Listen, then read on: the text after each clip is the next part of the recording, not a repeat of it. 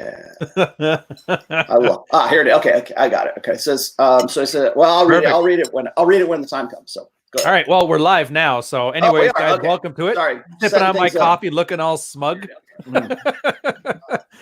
Welcome, everybody.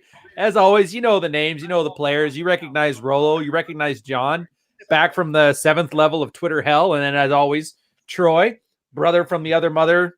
I guess same queen. I don't know how to make a Commonwealth thing sound edgy, but you know. Good to see you guys. Hey. Yeah. And then John, so how was it? How was your hiatus from Twitter? Yeah. How was your I feel rejuvenated. I actually went out and met some of the guys in real life. We had Hot Dude Con in Phoenix, Arizona. Oh yeah. You know, it's funny, man, because I preach about like make money, make muscles, learn game, and all these like jacked, good-looking guys show up. I'm like, God, you motherfuckers were listening. I was so shocked. They guys made me want to like step my level up of just overall physical presence and everything. These guys were like high-end dudes, and it was great. And honestly, I got back on Twitter today because everybody was like, please come back to Twitter. Thanks to Jack Napier who helped me out. I've already looked at Twitter today and just like feel angry. Like Twitter is so bad for you. It's so bad for you. I have to say, just on that point, I've been off Twitter all this week because I've been sort of I've had some stuff going on. I've been traveling and stuff, and it's Twitter is so toxic. Do you know what I mean? It really is, and it's just I realize how toxic it is. It's great just to get a little bit of headspace for it. I might take next week off as well because it's just you know. There's so much crap on there. It's a cesspool. I'll tell you guys what to do. Here's what you do. Yeah, I already got you guys. Ryan gave me advice, and I didn't listen, and now here you are on my 4th account. I've dropped my followers down to like 10. I don't have. I can maybe look at it once a day because the thing doesn't move. I already know you guys. I can call you up if I need to talk to you, so I don't need to see what's on your timeline. I can just call John and say, "Hey, what's up?" and he'll mention something about hose. So I'm like, perfect. And the experience is so much better. Like the few people I follow are things that I'm interested in, but don't do what I do. Like Short Fat Otaku, he just does like gaming and Canadian politics. Something that has nothing to do with me, but it's fascinating for me. And here's the part that you'll love. You notice how there's themes? So somebody at the beginning of the day will talk about, I don't know, thoughtery in a cornfield or whatever. But then throughout the rest of the day, the entire manosphere starts talking about it, and it creates this like content bubble. I don't know any of that stuff anymore. I have no idea what the theme of the day is, and it's awesome. Every person I met from Twitter in real life, they're way cooler on Twitter. I'll just say True. But I guess, and then Rollo, this was your topic here, and I like it because it keeps coming up. And it seems that people keep not listening to it. So why not do it again? Yes. That alpha as archetype nonsense. And I think we're all on the same page, are we not? That there's no such thing as an alpha male. There's just things that there's alpha qualities that people have. Okay. So here's the thing. What kind of prompted me to this? And I'm sorry, dude, I don't have your name offhand, but I got an email from a guy, from one of my listeners, readers. And he wrote me this. He says, "Hey, Rollo, big fan of your work in the red pill. I found the concept of the blue pill alpha male to be very interesting and eye-opening. Before I heard you explain this concept, I didn't even know that it was possible for a man to be blue pill and alpha male.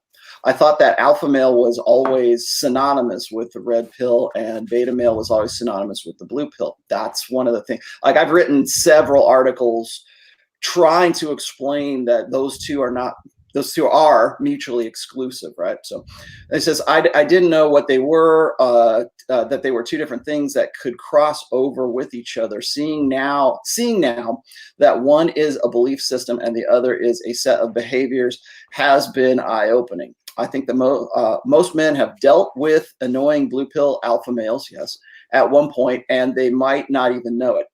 I would love to see you make more videos about this topic so men can become more aware of this dynamic and you know how to deal with these annoying men. Thank you." So this was the email, I should say, that prompted me to want to do this as sort of a topic. I don't think we have ever really gone in depth about like alpha and beta. I know you've done this. I think you've done this on your show, Ryan. Yeah, a lot. You've talked about it before, and I think you were saying something to the effect like, "Oh, there's no such thing as an alpha or a beta or whatever." And I have seen, and maybe you guys have seen this as well. There's that guy. He's a YouTube guy. I think he's sort of a falling star right now. But the guy who does Adam Ruins Everything. He went on Joe Rogan. About a few months ago and said, wanted to, like, that was one of his most popular videos of Adam's videos, is debunking the idea that there's anything, such as an alpha male. Oh yeah, right? but that guy was talking about him as in wolves and crap like that. Yeah, Joe well, made the point, like, no. Oh yeah, that's article number 1 right there, Ryan. Because here's the thing: is Joe picked up on that. Joe says, he's like, but dude, there are guys that naturally do better with women because they have certain qualities or certain things about those guys that naturally attract women to them. And he's like, yeah, but the idea or the concept of alpha male is nonsense, blah, blah, blah. It's been debunked here, here, and here. And it's like, okay, yeah, if you're going to talk about alpha and beta in terms of like Royce used to call this etymological terms, right? It's like scientific terms in the animal kingdom. Like if you're going to go and you're going to compare an alpha male human being to a silverback gorilla, or like, the alpha male lion on the Serengeti or whatever. Yeah, you're right. That doesn't gel. That doesn't cross over. There are certain aspects of primates that we can see sort of parallels in with respect to men and with respect to women, but are we actually those? No, of course not. We have, we're something a little bit more than that, but we're still a part of that. Yeah, we'd like to think so. Yeah, exactly. But we're still, okay, let's put it this way. We have the potential to be more than that. I like that. Whether or not, individually we are now. But so here's the thing. I'm glad you brought that up first, Ryan, because that's the first sort of pitfall I think guys really fall into when they're starting to think about alpha and beta, because a lot of guys who are still blue pill, who are still kind of stuck in that hole, they don't want to believe that what we talk about in the red pill, or what we talk about, it doesn't have to be the red pill, like anything that has to do with intersexual dynamics from an evolutionary psychology perspective, or even just like old school, like if you're talking about things from an old school patriarchal traditionalist perspective, like if you want to talk about things from like the Old Testament or something like that, we look at those and we go, okay, well, that's what an alpha is. That's what this is. That's what that is. And we start looking at we look at this archetype of like, what is the guy? What is it about that guy, that human male, that makes him more attractive to women, that makes him more dominant? Because if you go and you look at the dictionary encyclopedia definition of alpha male, it's usually just the dominant male in a group of animals. That's, if you're going to go etymological, like Royce says, that's all we're really talking about. And so I always make a point. I try to say this, like if I'm ever using alpha in my work, or like I'm talking about it here, I always make the point of saying that alpha is an abstraction. It's just something that we use to identify that kind of guy, like that, or beta. We use that I know Vox Day likes his sociosexual hierarchies. Like there's alpha, there's beta, there's delta. I don't know what the hell a delta is. Deltas are what people, when they're saying beta, what he means is you're probably thinking delta.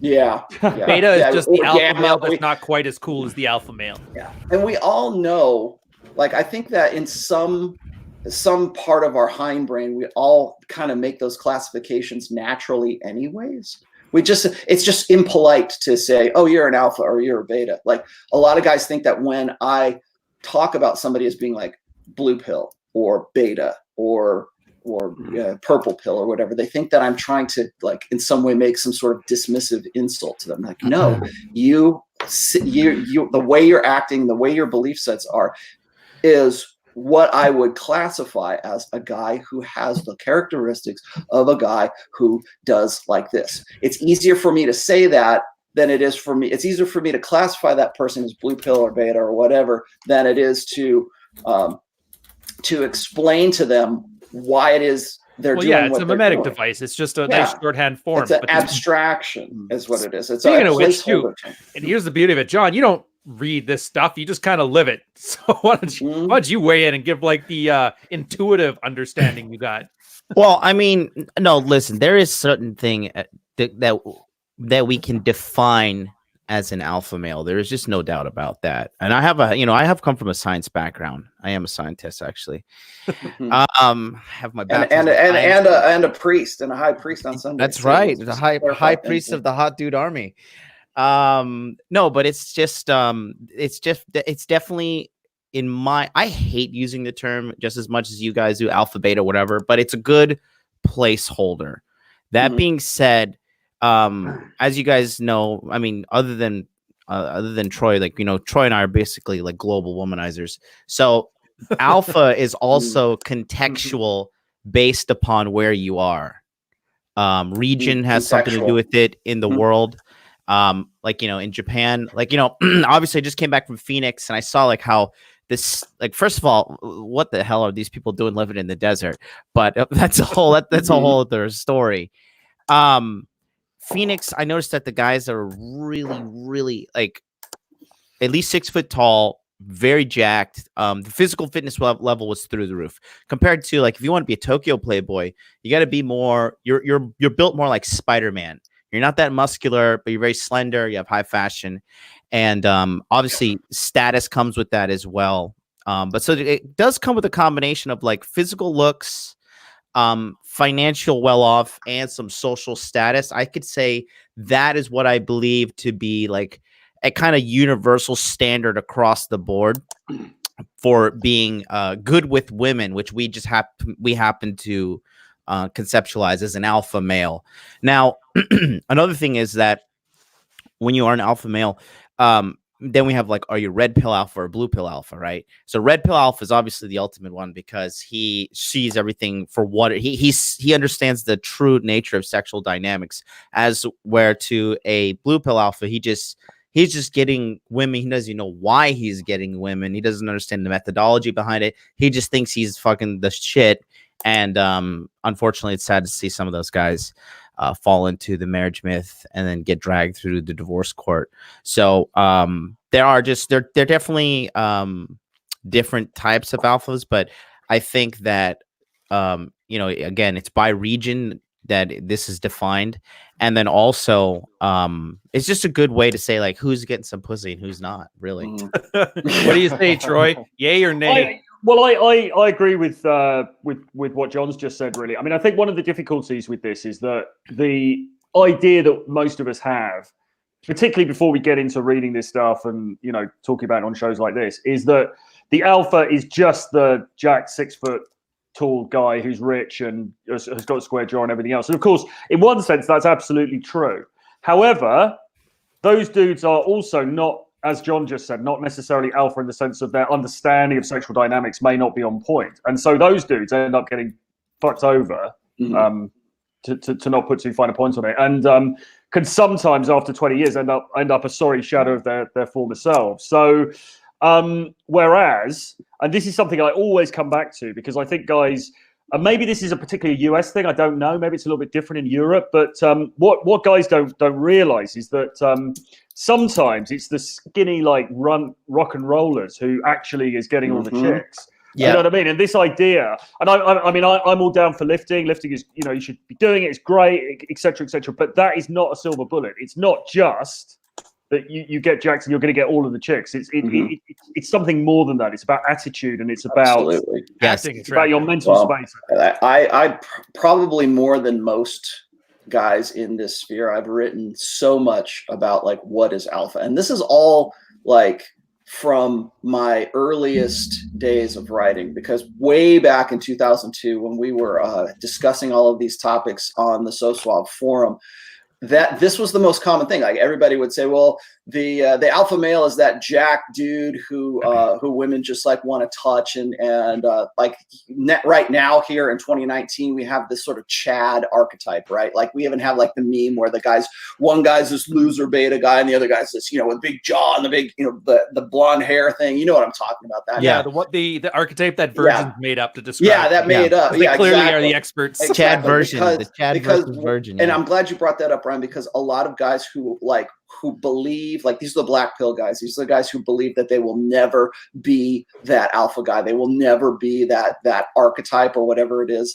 And so they have to create a caricature of that guy so that they can ridicule that guy, or they got to ridicule the idea of that guy. Remember, we're talking about concepts here. But I've been talking about alpha since at least 2001, 2002 on the SoSwap forums, and this is what we sort of hashed out. Like what John was saying is, like, there's a contextual aspect to alpha, to being an alpha male. In fact, I've got an essay called The Contextual Alpha. So when you are in, that's what he called sigmas. Yeah, when you are in, yeah, well, I agree, and I think, like, if anybody hasn't seen it yet, I should probably go dig up the link. But Vox Day and Voxversity has a really good video where he breaks down sociosexual hierarchies, like his sociosexual hierarchies.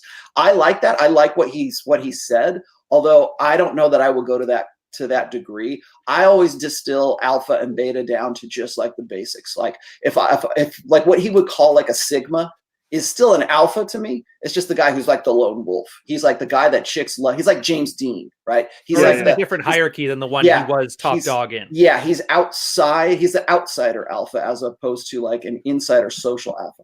And the first thing guys will always tell me when they're thinking of the concept of alpha is they think of it in terms of pro-social ideas, right? The alpha is the guy who is the businessman, the guy who's in charge of his shit, the guy who's particularly in tradcon circles, it's the guy who is doesn't let his wife drive. The leader of men doesn't let his wife drive, is the elder in the church and owns his own business and is part of like the city council, or maybe he's the mayor, or that kind of stuff. Because God, that's hot. Yeah, I know, right. And so there's that pro-social aspect of it. And I've always said this. I said, look, there are guys in jail right now. There's a lot of guys in jail right now for for murder that women want to get with, that are alpha, or they display alpha aspects to their character that maybe got them in prison in the first place, but they're still alpha. And prisons are filled with guys who are alpha, and maybe you're right. Maybe there is the guy who's the superhero kind of character. And and I'll just put a period on this, is that when I was on my show with Pat Campbell on Sunday, I asked this question. I said, what's the difference between Iron Man and Captain America? Like, they're both alpha archetypes. Maybe I put that out to you guys. What's the difference between a guy like Tony Stark, Iron Man, and Steve Rogers, who actually, is it's funny because that was where I was going with this. This whole alpha segmentation thing that everybody loves to do the definitions of. It reminds me of Star Wars. Mm-hmm. You take a good movie, has the Force as like a little character device that allows people to understand why guys are flipping through the air doing magic. Mm-hmm. So what do nerds do? They take like 3 frames out of the movie. They write a 200-page novel around it, make an encyclopedia as to like why lightsabers are green and blue, and they completely ruin the entire thing. The kyber crystal inside the lightsaber. Okay, yeah, I got to study it as if it's some kind of science, and it's just like a story. I have a really funny aside for you here, because I know John is a Star Wars fan, and I know you probably have you seen The Mandalorian yet?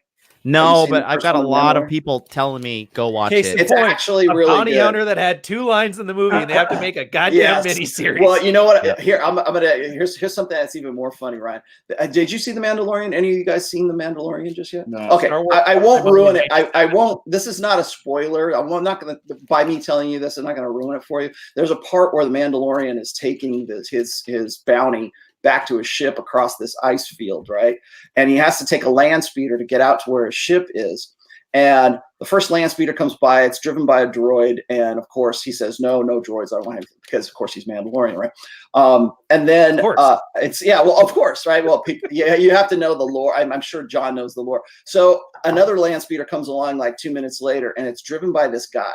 And this guy has this huge, big, bushy beard, and he's kind of like this, hey guys, it's like this beat up land speeder. He's going to take him out there. And so there's this one guy who's on the screen for maybe like 30 seconds, maybe 45 seconds, and he's got beard. And I find out later on through social media, on Twitter, that this guy is like one of these super uber fans, like the guy with who's driving the land speeder. And for maybe he won the sweepstakes, or he won some kind of award, so he could actually appear in The Mandalorian because he's a super fan, right? Yeah. And so I didn't know that. So I find out on Twitter. Maybe I found it. I think maybe it was the Masculine Geeks guy who turned me on to this. But so he's this one dude who's a super fan who got to be a part of like Star Wars canon. And I was thinking about this morning, guys. I go, I'll bet you anything that guy has like fan fiction. He's probably got like 7 books about him getting to that one point in The Mandalorian, and then he dies like 30 seconds later. But that's hilarious. By the way, I was gonna say that's how obsessed those guys are about this. Yeah. It's like they'll write fan fiction about themselves because they're in the actual movie. Here, we'll deal with this thing because I know John hates his pretty face being covered. You covered my face. With I'm $10 writhing over here. Hey, dude, green before brown. I'm just saying, Conky's super check gets precedence. Alpha in regards to the Pareto Principle is the top 20% always alpha, no beta, any alphas in the bottom. Well, no, kind of making the point for me though that it's not because by definition, there can't be if we're defining it as saying the top 20% is alpha, then by definition there can't be any alpha within the other 80%. But I think the important point to make here is that it is contextual and it varies from girl to girl. So if we particularly when we talk about this in terms of the sexual marketplace, so for one girl, top 20% may be a certain category of guys. For another girl, it may be a different category of guys. Now, of course, there's going to be some crossover. Of course, Cristiano Ronaldo is likely to be in the top 20% for pretty much every girl on the planet. But within that 20%, there is going to be some crossover. And it's not always the sort of two-dimensional alpha stereotype that you think in every single girl's top 20%. Yeah, that's a good point. And greetings to Atham too from not Nevada. Yeah, not Nevada. No, that's what we call Canada now. We're very, very generalized. Yeah, I was gonna let me just jump in here real quick. I think that the Pareto Principle. I've got an essay on the Pareto Principle. A lot of guys get confused when I talk about the 80-20. Like 80-20 is about guys. Okay, it's like pretty much the idea is if you go and you look at like some of the stuff that Carl from Black Label Logic has done about the statistical things with respect to like Tinder or like online dating or something, 85% of men are rated as unattractive by women. This is like from a global sexual marketplace perspective, not just so much and a looks max perspective. All they went off is photos. So what guys think is this: they make this mistake. They say, "Oh, so 20% of the guys are fucking 80% of the girl." No, dumbass. Okay. No, the guy from The Mandalorian doesn't have 7 fan fiction books on him. He was just a guy who won a sweepstakes. Yeah, Jesus, I know. So here's the deal: is 100% of women are interested in that top 20% of guys. Like, and we're talking in the most general global terms. I think what we really need to do is we need to find some way to make a distinction between when we're talking about like what John was saying about how there's contextual alphas within localized sexual marketplaces. That's one thing. It's another thing to have that, like, because we haven't had this in the history of humanity, right? We haven't had a global sexual marketplace until we have the internet, until we're where we're at right now. So when, like you were saying, Troy, like Ronaldo, who I believe he's a soccer player, right? Like that guy. Yeah, I believe he's a football player. He's a football player. He's the Michael Jordan, Wayne Gretzky of football. I'm not familiar. Forgive me, I'm not familiar with him, but I have heard his name before, and guys have sent me pictures of him and what is he doing with this girl. So I think on a global scale, Ronaldo's probably definitely an alpha, like by most women's definition. He would be in that top 20%. Now, what I'm saying is that there's a 20% of guys who women want to get with. There's the 85% maybe of guys that women rate as unattractive or as somebody that they wouldn't necessarily focus their arousal or focus their attraction on. So there's that top 20%. I think that's where Conk was kind of going with this is like, well, what about that 20%? Within that 20%, are there guys who would be more or less alpha? Well, here's the thing is, and this gets back to the original question that sort of prompted this whole show is, can you be blue pill and still be alpha?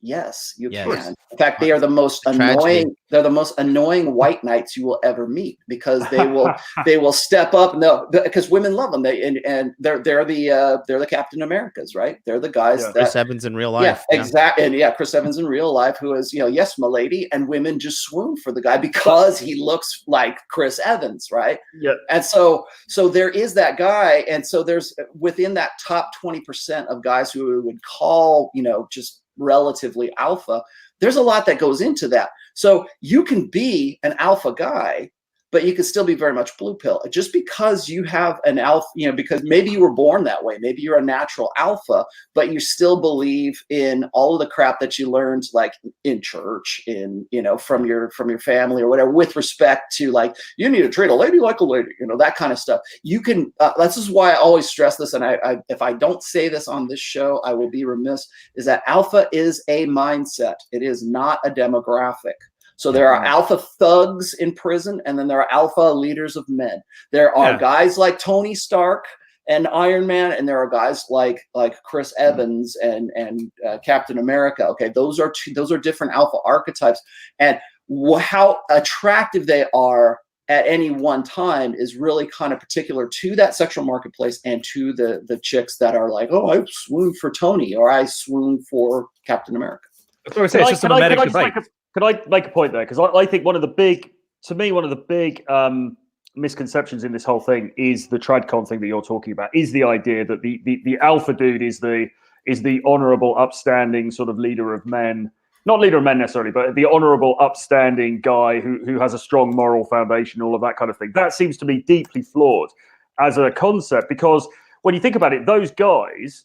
And they can be alpha physically, they can be alpha in terms of their presence, they can be leaders of men. But nevertheless, those guys have fundamentally bought into all the prescripts of society. And that, to me, doesn't seem particularly alpha. Now, look at somebody like Trump, that everyone bangs on about all the time as being this great alpha. Now, Trump is a dude who kind of hasn't really bought into all of the niceties of society. He's a guy who plays by his own rules. And to me, that is a better example of alpha than, say, the dude who runs Beto O'Rourke. The dude who runs the sort of like his local, who's the head of his local church and is like the strong, upstanding head of the community. Do you know what I mean? Because that is a dude. And okay, he might be physically an alpha, he might be alpha in other ways, but fundamentally, he's bought what society's selling him, and that to me seems like an abdication of masculinity on some level. Mm-hmm. Which is why here you had a thing you want me to bring up too. Yeah. Which is why the dudes in prison, or the criminal dudes, are always going to be sort of more alpha in a way, because they haven't played by the rules of society, and however despicable that might be, nevertheless, these are dudes who are outliers. Now, got a picture here which is really too small probably, but I wanted to just make the point about. I'll zoom into it. About Kate Moss and Pete Doherty. So you can see a picture here. So Kate Moss, now obviously we're getting funny enough, I saw Kate Moss in London yesterday, and she's looking, I have to say she's looking really good, but she's in her 40s now. But Kate Moss was one of the preeminent supermodels in the UK, but also globally for many years, for all of the 90s and the early 2000s and everything else. And she still works today. Now look at the dude that she's with here. She had a love affair with this guy, Pete Doherty. He is a skinny, drug-addicted, semi-criminal, very aesthetic sort of rock star guy. That is not. Now think about it. She could have had, at that point, pretty much, I'm not saying any guy on the planet, but she could have had a pick of guys, and she chose that guy. Now, whenever I bring this up as an example, because I brought it up before, people will say, "Oh yeah, well he's famous, so that negates it." But I don't think so, because she could have had somebody who was famous or somebody who was not famous, and she went for this guy, and she's had a pattern of going for guys like that, and that dude is not what anybody in Tradcon Twitter would regard as being alpha. Do you know what I mean? He's somebody who does drugs. He's tattooed. He has no beard. He has no beard. How is he going to be alpha? He's skinny. He's scruffy. What is this guy doing with who was at the time the most famous supermodel in the world? How do you explain that? Here's the dark side that most people don't go to church. Here's the dark side that most people don't want to talk about when it comes to being about like alpha male and everything. Okay, if you're a playboy, okay, and you're doing the whole womanizing thing, okay, you're going to encounter drugs and alcohol and the whole 9 yards. Okay. It's going to happen. You're going to go to parties. There's going to be all sorts of crazy shit going on. When you have a very vibrant sexual life and you're in a very vibrant social life and you're going out to rock shows, you're going out to fucking live events, you're going to house parties in the hills, you're going to some snob's house where everybody's doing blow, like that's been the experience of me and all the other shit I've seen. And this has been around the world. Like there's just like a culture of people that are just like raging and fucking. And that's part of it too. Like and this guy is a textbook example. Like you don't need to be super jacked guy. You could be. He's like more like the Johnny Depp, like that kind of dark, brooding soul, sexual, like that kind of sexual icon. And that guy, that kind of emotionally engaging. That guy, Johnny Depp as well. By the way, right? That kind of guy rakes in a lot of hipster pussy. Like that guy is really don't underestimate that guy at all. Yeah, I'll tell you. Here's a really kind of Rollo. You were kind of like that guy when you were a rock star, right? I was just gonna say I was. So here's a little aside or kind of a story for myself. When I was younger, when I actually looked like this guy does, right? I know I'm growing the hair out right now, but back in the late 80s, early 90s, I had a look that women wanted to get with. I didn't realize it at the time, but I was playing. They still want it, bro. They still want it. I was playing it. There's one did last night. I was playing a character that a certain demographic of women wanted. Like in the Hollywood metal scene of the late 80s and early 90s, I learned how to play that character very, very well, to the point where I could have women come over to me and get laid with me. And this is the thing that pisses off a lot of guys, like just with this whole scenario that you're putting out here with the guy who sort of looks like he's heroin chic, right? He's sort of really thin, wiry and stuff like, man, I had that fucking look for days, man.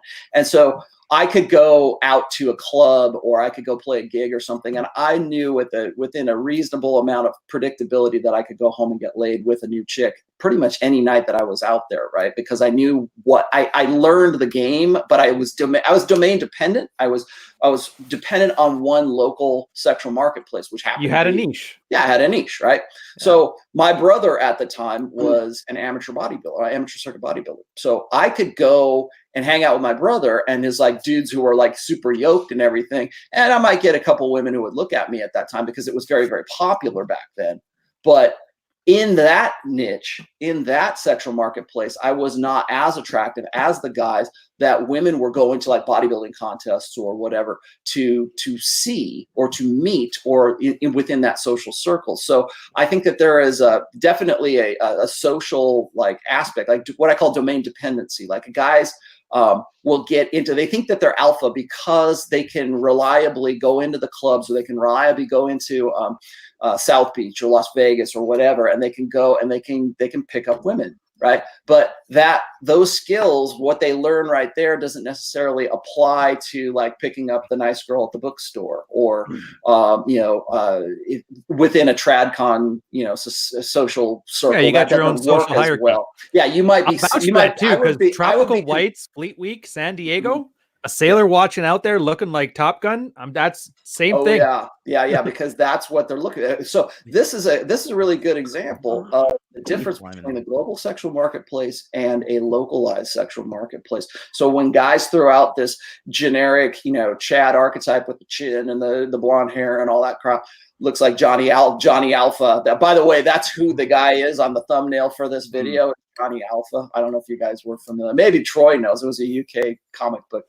Or not Johnny Bravo. No. Johnny Bravo was actually on Cartoon Network, but Johnny Alpha, the guy I used for the thumbnail for this. I'm a geek. Anyways, I was just gonna say is that there is a local sexual marketplace and there's a contextual nature to alpha, and then there's also, but the reason I wanted to talk about this is there are also like universal aspects to what makes that guy an alpha, what makes that guy universal, globally attractive to that. What do you think that is, Rollo? One thing or a list of things? Height is definitely number one on the list. I would say the number one thing is social acuity. Mm-hmm. Yeah, I would say exactly. Status. Status put is status over definitely, social. I would say from a physical aspect, it's definitely height, and a lot of guys go, "Oh, dude, I'm only 5'5". Tony Stark, or Robert Downey Jr. is 5'9". Okay, a lot of Hollywood guys who are like the sexiest men alive are under 5'11". Oh So it's yeah, if a interesting- woman's it's into you, interesting you'll be 7'10". It's Sorry, interesting Troy, you I cut you mentioned Robert Downey Jr. though, because regardless of his height, he is a guy who's got that thing, and basically part of that thing is the fact that he's an addict or an alcoholic or whatever, and he's recovering. So he's got that element of bad boy. How can I put this? Fucked upness, basically, and that and that is attractive, and that's what makes Pete Doherty attractive. That's what makes Russell Brand attractive. That's what makes all of these kind of rock star skinny good dudes, and that is the complete antithesis. Skinny git, I like that. I'm using that. And that's the complete antithesis of the sort of like, the George Bruno approved, alpha guy who does the, I don't know, sets up the church every Sunday morning for the congregation. I'm so disappointed to have to come back to the internet and hear that name. Can't believe that guy's still out there. Well, you got that archetype, and then you've got last week I had a very popular show with Andrew Tate. And Andrew Tate is an alpha archetype. I was talking about this with him, like both on and off the air, where I said, look, you I'll explain why the shit he does works for him. But to him, he's oblivious to it because he was raised in a certain way. And that's just the way he lives his life. And so for guys who are in that, like guys who are alpha by nature, they look at guys like in the red pill or the blue pill or in whatever pill we're talking about, and they're like, who doesn't know this stuff? Who doesn't get this kind of stuff? Because they have that natural alpha appeal. And I kind of wanted to go. I know we got some other questions here, but when I wrote it's actually in my first book. It's called Alpha, and I used this kid named Corey Worthington as my example of the guy who was the Alpha Buddha. And I called him the Alpha Buddha because he's oblivious to his own alphaness. These are guys, and of course, he's kind of screwed himself up. He got married to a big fat land whale, and he's sort of, I guess he's a good example of what can happen to you if you allow, if you're not self-aware and you allow sort of this, the village or blue pill society to sort of system to mold you into what it wants you to be. And it's another really good example is that in that video that I use in that post, it's like he created some like really big outrageous party that caused like $25,000 in damage in Australia or something. And there's this hot blonde girl that was on the news station that was interviewing him, and she was trying to scold him and trying to move him in a direction that was just, he was oblivious to. He's like, no, I'm not going to take my glasses off. No, I'm not going to change for you. What do you have to say to kids who are going to do this? He says, get me to do it. Right. Just cocky as fuck, but only because that's his natural nature of that. That's why I use him as the Alpha Buddha. And I kept saying, like, if you can get to that point where you're just sort of, that's your natural reflexive personality. There's two ways to get to that. Can you learn that? Yes, I think you can. Can you be born with that? Yes. Is that the one thing that links all of these people, Rollo, though, is this sense of not giving a damn what other people think? Because Tate doesn't give a damn. Don't worry about the cussing. No. John, stop that 30 seconds in. Yeah. All right, Tate doesn't give a fuck. Pete Doherty doesn't give a fuck because he's on drugs. Robert Downey Jr. doesn't give a fuck, and that Corey Worthington guy doesn't give a fuck either. So is that the kind of, regardless of your sort of physical archetype, is that the common thread that sort of links? An alpha male guy does what he wants to do.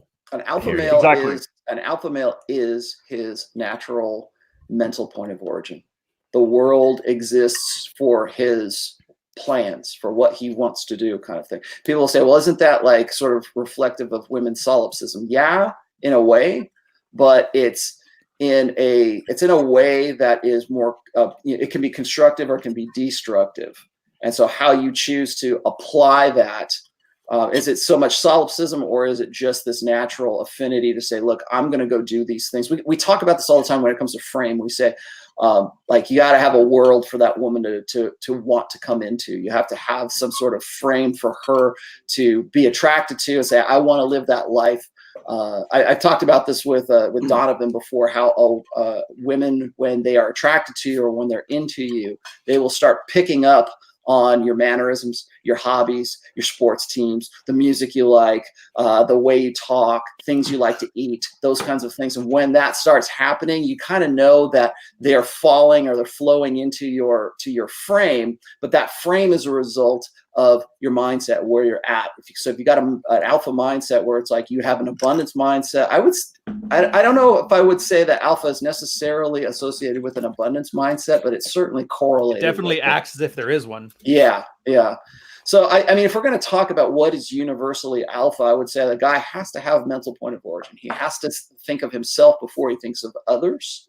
And then like I always say this is like, enlightened self-interest. I would say, think of yourself. You can't help others until you can help yourself, or you can't help others as well as when you help yourself first. But I always tag on to that, but make sure you do help others, right? I mean, be pro-social about that. You still want, you could be this Sigma asshole, this drug addicted alpha, and you could still get chicks, but how sustainable is that in the long run? You know what you reminded me of, Rolo, when you're telling this whole story here? And I think it's something you guys love to study and make 7 books of fan fiction. Do you want to understand alpha in the way Rolo's describing it? There's something you should find called, and I'm pronouncing it wrong, the Malian Dialogues. It's about the Peloponnesian War, and Athens went to take Milan. And that's where that saying, I'm sure you guys have heard it, where the strong do as they will, and the weak suffer as they must. And I think that's deep. Yeah. Well, that's pretty much it, because the idea, and I'm going to get real nerdy here, so bear with me. Milan, they wanted them to take their side against the war in the Peloponnesian War, and they were staying neutral, saying, you don't need us, we're small fries. And Athens is like, look, we want you. We don't want anybody to get the idea that we don't get what we want. And we're not going to bother justifying the morality of it. We can do it, so we're going to do it, and you're just going to have to accept it. And they conquered the shit out of them, killed everybody. But that was the whole thing. And that's you take that and you apply it from a modern context, which is just, I'm going to sleep with Kate Moss right now. I'm going to have, what's some of that stuff that Ronaldo did? Didn't he have like a surrogate mom? Just rented her uterus for 9 months. I remember that story came out a while back. I think something along those lines. Yeah, I know I'm screwing up the details in that, but that's just it. And you're right. They do what they want because they don't care, because they got an ultimate, like the alpha behaviors in its core is this aloofness. Whatever. Dave Chappelle said, oh, I'm sorry. I was going to say, Dave Chappelle said that a man is only as faithful as his options. Oh, that was Chris Rock, but yeah. Chris Rock, yeah. No, that was definitely Dave Chappelle and Killing Them Softly, the one he did in DC. Well, then he stole it from Chris Rock. He stole it from Chris Rock. I was like 80s or 90s. Wait, maybe that was Chris Rock. I don't know. It definitely was a black comedian. A man is only as faithful as his options. I think Dave Chappelle says busy men fucked women around them. I think that's what that was Chris Rock. Part I remember. That one was, that I was thinking of that one from Killing Him Softly. But yeah, that's just a small aside I wanted to say, which is so true. Like, all these, okay, look, my new favorite little bitch ass is Hunter Drew. So, I mean, look at this guy. Of course he's going to talk about being a trad guy. You think this guy's going to run around and get tons of broads? You think this guy has tons of options? No, absolutely not. A man is only as faithful as options. That's why these guys who are like, I think Bill Burr was talking about it. We have like these big fat like beta male dudes who are like, oh my God, I can't believe he cheated on his wife. How terrible. This guy doesn't know what it's like when you have women who know that you have a girl and still go after you. And a lot of guys don't know what it feels like to have a woman pursue them. They're too busy on the other side of the coin of chasing the woman. But when I'm pretty sure everybody in this panel has had like a woman relentlessly pursue you. I had a chick that would sit outside of my house at 2 a.m. to make sure I didn't come home with other girls, because that's last call in Florida. Oh man, I got a story for you. When I was single and I was living in North Hollywood, I used to have I've had 4 like technical fuck buddies. One of them would actually come at about 6 a.m., 6:30 a.m. because she knew I had to like go off to school or I was going off to where I was. So I'm living in this 1-bedroom studio apartment in North Hollywood. She knocks on the window in the morning because she knows that I'm nailing other girls. and she wants to get with me before she goes off to her own work. So she comes in, climbs in through the window, we have sex, and then we're done, we're clean up. She goes and she didn't want anybody to know that she was coming to see me. But like, so she would come in, we'd have sex, and she would leave. And it was like this thing that every like Tuesday or Wednesday morning, I'd hear this, on the window. And yeah, you're right. I think a lot of guys never have that experience of being desired by women to the point where women will do things like they'll break rules to get with you. But that tends to happen when I think when you've sort of rejected them in some way, or when you've pushed them away a little bit. And I suppose 99.9, well, actually, all right, let's say 80% of guys don't do that because it's their only chance. 80% of guys don't do that because it's just not in their firmware. You know, they're only concerned with pulling the girl towards them. But as soon as you push a girl away, then she will chase. And the guys who do that are either guys who are naturally alpha, or guys who are their own mental point of origin, and so they just don't care enough to be putting up with her BS. Or even the blue-pilled guys, because they have another woman. Aloof game is a wonderful Chad game. If you know you can get a woman at any time, then each individual one's not that important. Yeah, absolutely. And it could happen by accident. You could do it by mistake because you met somebody else and then you pushed her away and then she comes after you. But every blue pill beta type guy with those beta behaviors, that 80% you're talking about, they all know this. Because I guarantee you at some point in their life, they've gotten a girlfriend, and then that girl that they orbited for years all of a sudden starts showing interest. And they've always asked themselves, well, how come now that it's not possible that you actually want, like, come on. Yeah, it's exactly what you need to see to explain this. A lot of betas go through that moment of clarity. I think once the girl that they've been like sort of like crushing on for like almost a decade, like they get to be 30 years old, or they get in the epiphany phase and they wonder. I don't even think most betas really wonder this. I think that when they get to that phase and that girl that they've known for a long time finally shows interest in them because she's 29 and he's 30 or 31. They think that their ship has come in. They think that what they've been doing for all this time is finally paying off. That they finally like, I got this great job. I'm doing things better for myself. I'm a good provider. Finally, she's gotten to a point where she's done with those bad boys, and now she wants a good guy like me to settle down with and have a family. See, everything I've been saying about, alpha and beta and all these guys who've been using her, they get pissed off, of course, that the women are going to follow their imperatives to get with the hot guys in their party years. But that's all forgiven. That's all dismissed. That's all we're not going to worry about that anymore, because now my ship has finally come in. Now everything that I believed in as a pro-social beta male who wants to believe that he's alpha male, all of that, I'm finally hitting pay dirt. Finally, the girl, has matured enough to actually appreciate a guy like me, and they think that is sort of the culmination of this long, 10-year, maybe even like 15-year period from the time they were teenagers all the way to the time where they're at right now, and they see this as almost like self-righteous justification of having stuck around or stuck it out long enough to finally get to the point where they finally beat the mini boss. And that's what and I'm not to talk shit about like guys like Hunter Drew, but it's that mindset where it's like there's this really you mix it up with a religious belief or like maybe an ideological like conservative belief that guys, a real alpha male is a leader of men, and he's a good upstanding member of his community, and he's a good father, and he's does homework with his kids, and he goes to church on Sundays, and kind of and that is an alpha archetype. But when those guys who believe in that, or who just like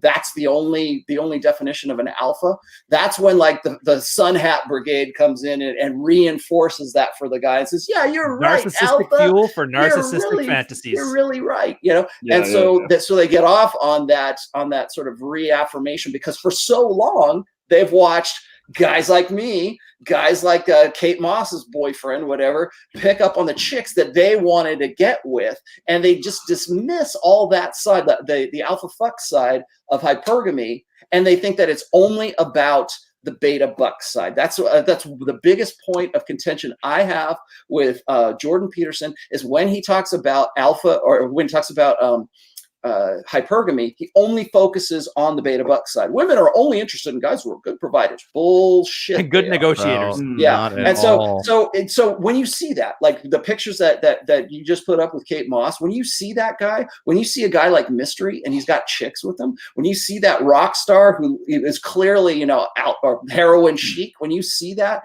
and that guy is with the chick that you wanted, right? That right there is something that really grates against that traditional conservative, tradcon ideal of what alpha is, but they can't deny it. It's right there in their face. Well, so they have to start making up excuse. They have to make rationales. Well, she's a low quality woman. Exactly. So what they then say, and somebody actually said it in the comments when we had the Kate Moss pictures up, was she's broken, so therefore she goes for a broken guy. Now, for a start, that's contestable. I mean, I think certainly actually she has, I believe, had issues in her own personal life, and so what girl hasn't really? But who hasn't? And regardless of that, she's still hot. So if you're where you're coming at this from is how do I, what do I do in order that I can attract beautiful girls? Then you have to appreciate that some beautiful girls are going to be attracted to that thing that this dude has got. And so I don't think it's quite enough to say, well, okay, she's broken. So you just dismiss everybody as being broken. Because if your objective is to become sexually attracted to sexually attractive girls, then you have to look at what actually works in the real world, not what you would like to work, and then just dismiss everybody else as being broken, Mm-hmm. Although I suppose if you want some frumpy introvert that doesn't have the need for exciting men, then sure, go for it. Take it to the dance. Yeah. Take it to the dance. Yeah. Those kind of girls will do anything for a top tier guy, though. Hmm. Those kind of girls will do anything to keep you once you got them in your web. That's always a good one. That's funny. So yeah, we had to school some guys. They don't know what the sun hat thing means, so it was kind of neat. I love how that's a meme that's caught on, by the way. Here, Rolo, I see you did a screen share thing. Am I adding this? Put that up real quick. I think people need to see this. This is the Venn diagram for alphas, okay? There are alpha men, there are leaders of men, and there are societal scumbags. See that point right there in the middle? That's right about where you've got the guys who are like the warlords, the guys that women will. What was it? There was that one story about that woman who was an FBI agent who fell in love with that ISIS leader, who also happened to be like a big like rap star or something in the UK. She went across she flew across. She left her husband, who, by the way, was a traditionally masculine guy in the military. Leaves him, goes to go hang out with the ISIS warlord, who was also a rapper, and then decides that she screwed things up and comes back to face extradition from really for, I think, treason or for espionage or something like that. Oh, we have a bunch of those in Canada too that want now that ISIS is down, they're like, can we get a mulligan on that? Yeah. So anyways, I threw that out there. Like I put that out there just so people could get an idea of what I'm talking about here, is because what happens is when guys of a traditional mindset see that picture of like Kate Moss, or they see a really good looking girl with like I remember when it was what was the chick, Vince Neil Tommy Lee and Heather Locklear, or Vince Neil and Pamela Anderson. Like here's this Katy Perry. Like pick your poison. Pick the one. And so what those guys do is they'll say, well, she's damaged. There's something wrong with her. There's something screwed up with her. Well, when I point out the fact that it's only women who have hybristophilia, we even have to make up like a disorder, a psychological disorder, and name it something to explain why only women go for guys who are convicted killers in prison. We have to it's so reliable that we have to separate the male prisoners from the female guards. And there's the lesson that ties what you're saying and what Troy's saying together. They called it a disorder, which means it's not some genetic defect. It means they took 100% of the population, took people at that third degree outlier, like that top 10%, and see how they act. That's more extreme than the rest of the bell curve, and they call it a disorder.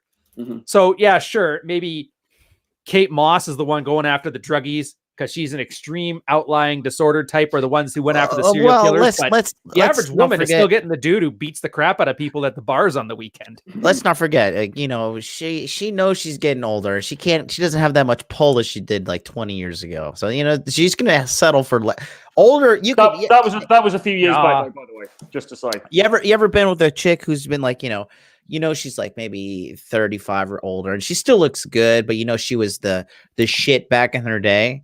You know, you ever been with those kind of girls? They kind of. I've only slept with one girl over 30, and it took her 11 years to earn it, so I couldn't tell you. Oh man, well, you got to get those numbers up. Those are rookie numbers. Well, so when you've got a guy who's sort of this traditional conservative, and I keep throwing out tradcon here, but like before there was even a term called tradcon, there were guys like this back in the 90s, back in the 80s, just as they are right now. We just have a name for them, and they're a little bit more visible because of the internet. But when a guy who's done everything by the book, when you've got a guy who is like following the old social contract, women are saying, well, yeah, I want a guy who is thrifty, and a guy who's a good father, and a guy who's going to, you know, I want a guy to have a house when I meet him, or all of these old school things. And then when they see that the chick who's telling them that is going out with Tommy Lee, that's a kick in the nuts, man. That is hard for those guys, because here's a guy with, you know, a punk rocker guy, you know, you got Sid Vicious right there. Women are swooning for that dude. And they're wondering, what am I doing here?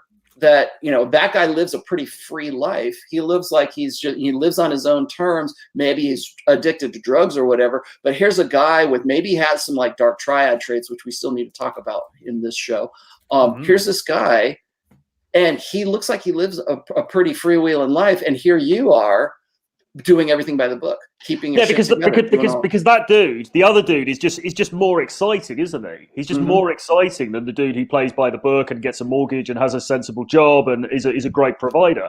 And I mean, getting away from Pete Doherty and Kate Moss, I mean, again, Andrew Tate, I mean, a different archetype, but there is a dude who, and he said it himself on that show with you, Rollo. He said, you know, I am not a guy that society approves of. Society doesn't want men like me running around, because, you know, I'm running around, I'm doing my own thing, I'm not being a girls good hate boredom. That's another thing too. Yeah, exactly. So whether you're Andrew Tate or you're Sid Vicious, who are two very different sort of archetypal dudes, but, you know, they're both guys who stand out from the grain of what, you know, of being a good little boy provider. And that is just, sorry Tradcon's watching this, but that is just more exciting. Do you know what I mean? What Tradcons are watching this? Who cares about those fucking dorks? But no, you know you're what I'm spot saying? on. That's just, you can't blame girls. That's just more exciting than some boring ass guy who's just, because he's got a great job and he's got like a good pension plan, and you know, because who gives a shit about that? That's the norm. That's mediocrity. You know. Oh, dude, nobody even has a pension plan. They think they have a pension plan, but in 10 years, those are gone anyway. So you can't even blame girls, because you're betting on stability, but it's not even stable. So you're lying to yourself and to women. Yeah, exactly.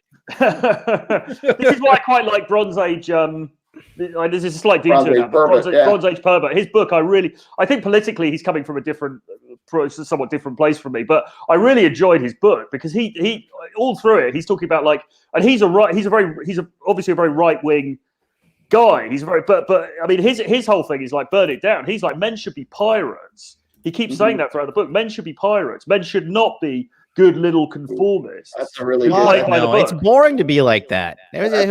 Life's definitely not for me. Yeah, so it's just not useful.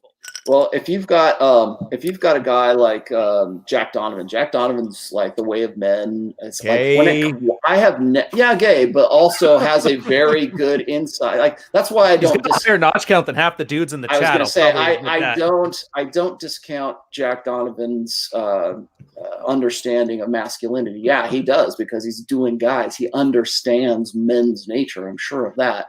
But if you've read any of his stuff, like The Way of Men or Becoming a Barbarian, I think those are my two favorite books by him. But like, again, it's this refusal to be what's, you know, to fit in that box that society has for you, and that's where he's coming from. That's why it's Becoming a Barbarian. So rather than, you know, Bronze Age Pervert says, you know, be a pirate.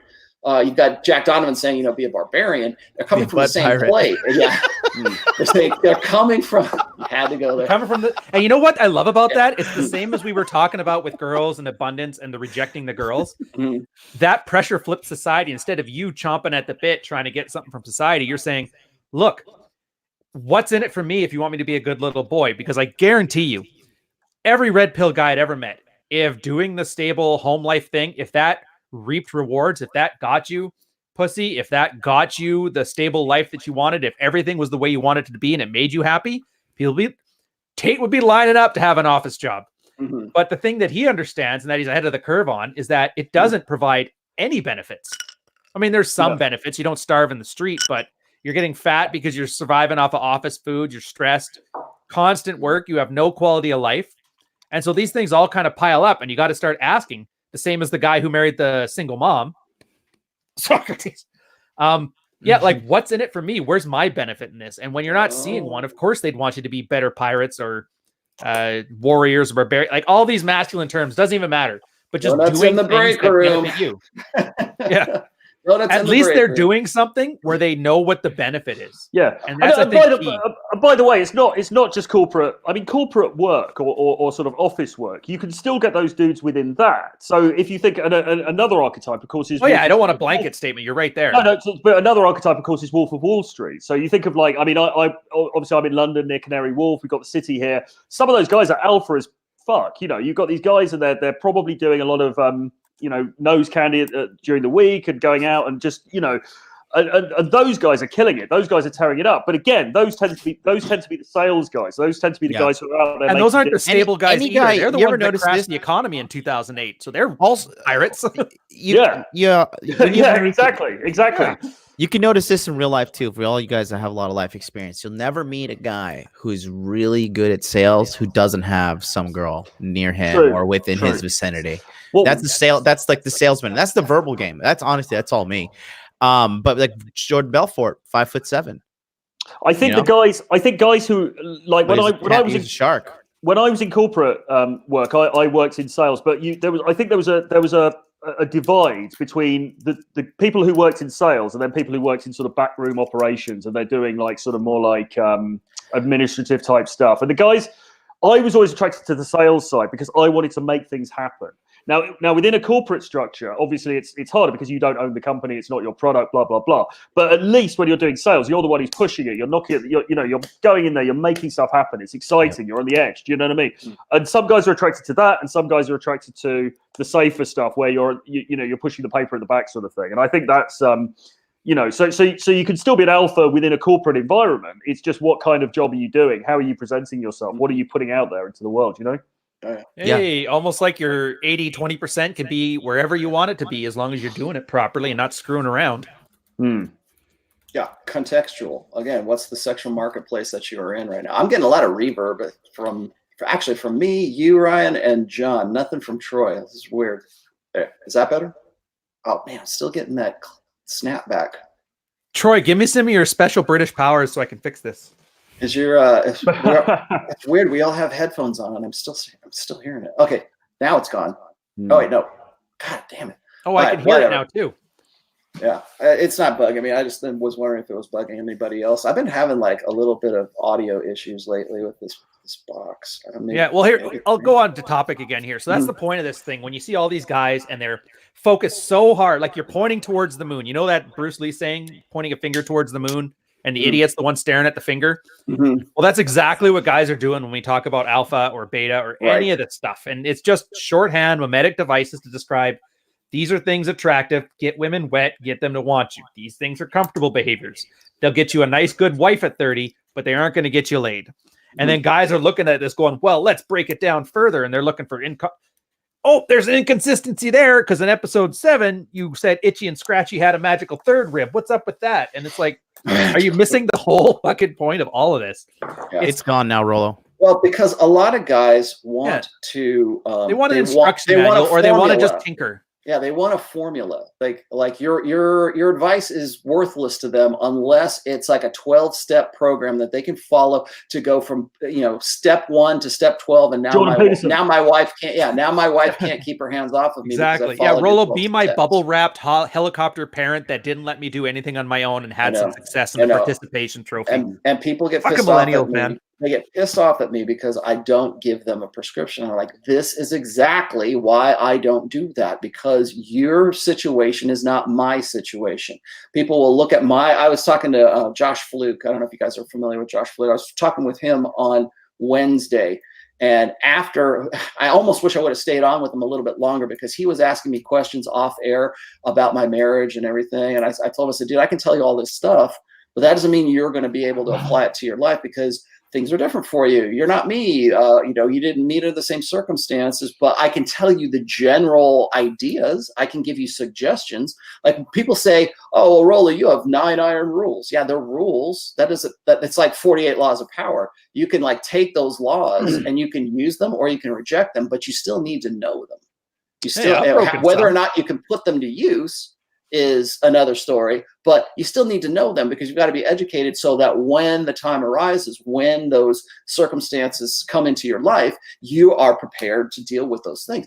That's really why I keep alpha and beta as sort of these abstractions, because we know it when we see it. We see a guy who's out. We see a guy who's entertaining. We see the results. Yeah, we see the results of that. Alpha's like a black hole. You don't see it, but you just see that girl's wafting around the what's the scientist guy at the bottom there? What's the thing around the black hole?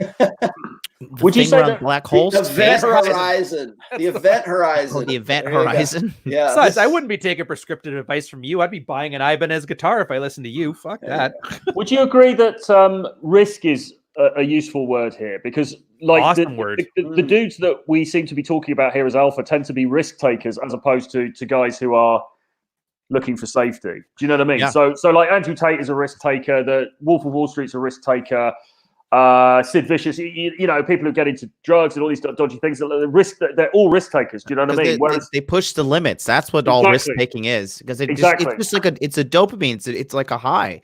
Like if you ever rage with somebody and like you're having such a good time, and there's that one alpha guy that like probably drinks too many shots of tequila or does too much coke or eats too much ecstasy or whatever, and he's like almost on the edge of dying, and then there's a bunch of girls around him taking care of him, and then after they're following up like, are you okay? You shouldn't do that, we love you, but that guy that's just like like he's like kind of a tragedy, but he pulls the girls in like a black hole. And then you got the guys who like get hammered and like they just want to get into their fucking car and go 150 miles an hour.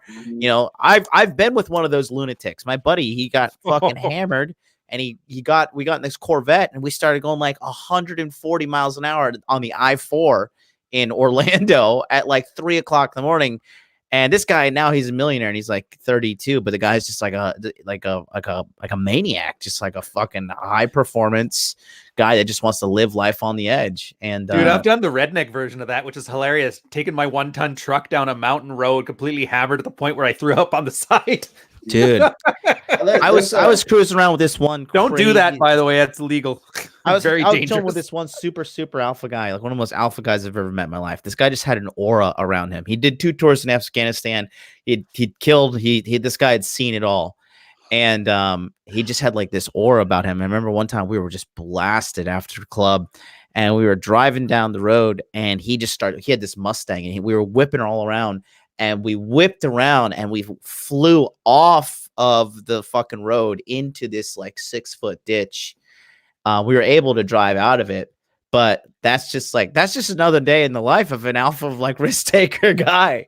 So like this is real life too. Like this, when you're out in the real world, you're not sitting around reading like blogs and like reciting fucking Robert Greene's latest garbage. Instead, out there living this life.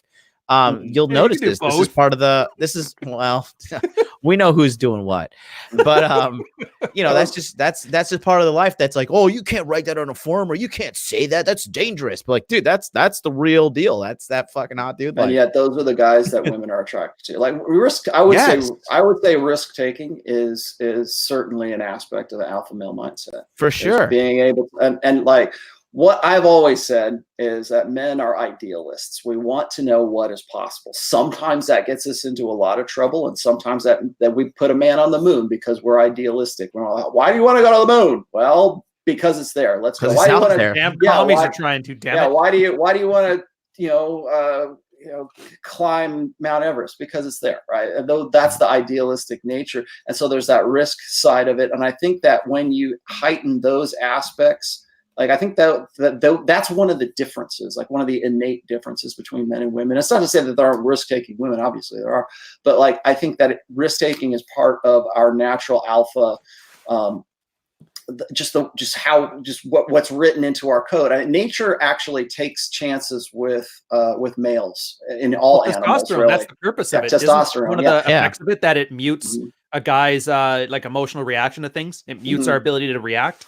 Well, there's the jokes. I think there's like a Twitter channel about like, why women live longer than men. And it's all these guys like doing these stupid, dangerous things just for kicks, right? Just because they can do that. And we laugh at that. But that same nature, that risk-taking nature, that idealistic nature, even if it's a goof, it's still part of that idealistic nature of men that puts a man on the moon, that builds big giant cathedrals to God, that builds a well, I wouldn't even say the cathedral because that's planning. I kind of more with John's example and Troy's example because those. Like, John, did your guy even think of it as risk, or at the time was it? It just seemed like fun. Like it didn't even register as wasted dangerous and having a good old time. Yeah, like it didn't even register as dangerous or risky for him. And he didn't think like this is gonna make me alpha, and I could write a fucking blog about this on TRP and get a lot of karma. It didn't even hit above his red line. Like it didn't even register. I think that's what they mean by risk taking. It's that it's risk taking by the lack of a better term, the beta male's perspective. You can't do that, and he's like, "What are you talking about? I do that all the time." Well, it's interesting actually. It's interesting actually that guys will try to recontextualize risk according to their own. So Hunter, and I don't want to pick on Hunter because Hunter's a good guy and I like Hunter, but he has said the greatest risk of all is getting married and having a family. Mm-hmm. It's very in America. The greatest vulnerability, yeah. And in a sense, he's right. I can see what he's saying because yes, of course, there are risks inherent in that. But it seems to me to be a somewhat clever attempt to recontextualize the article because, of course, we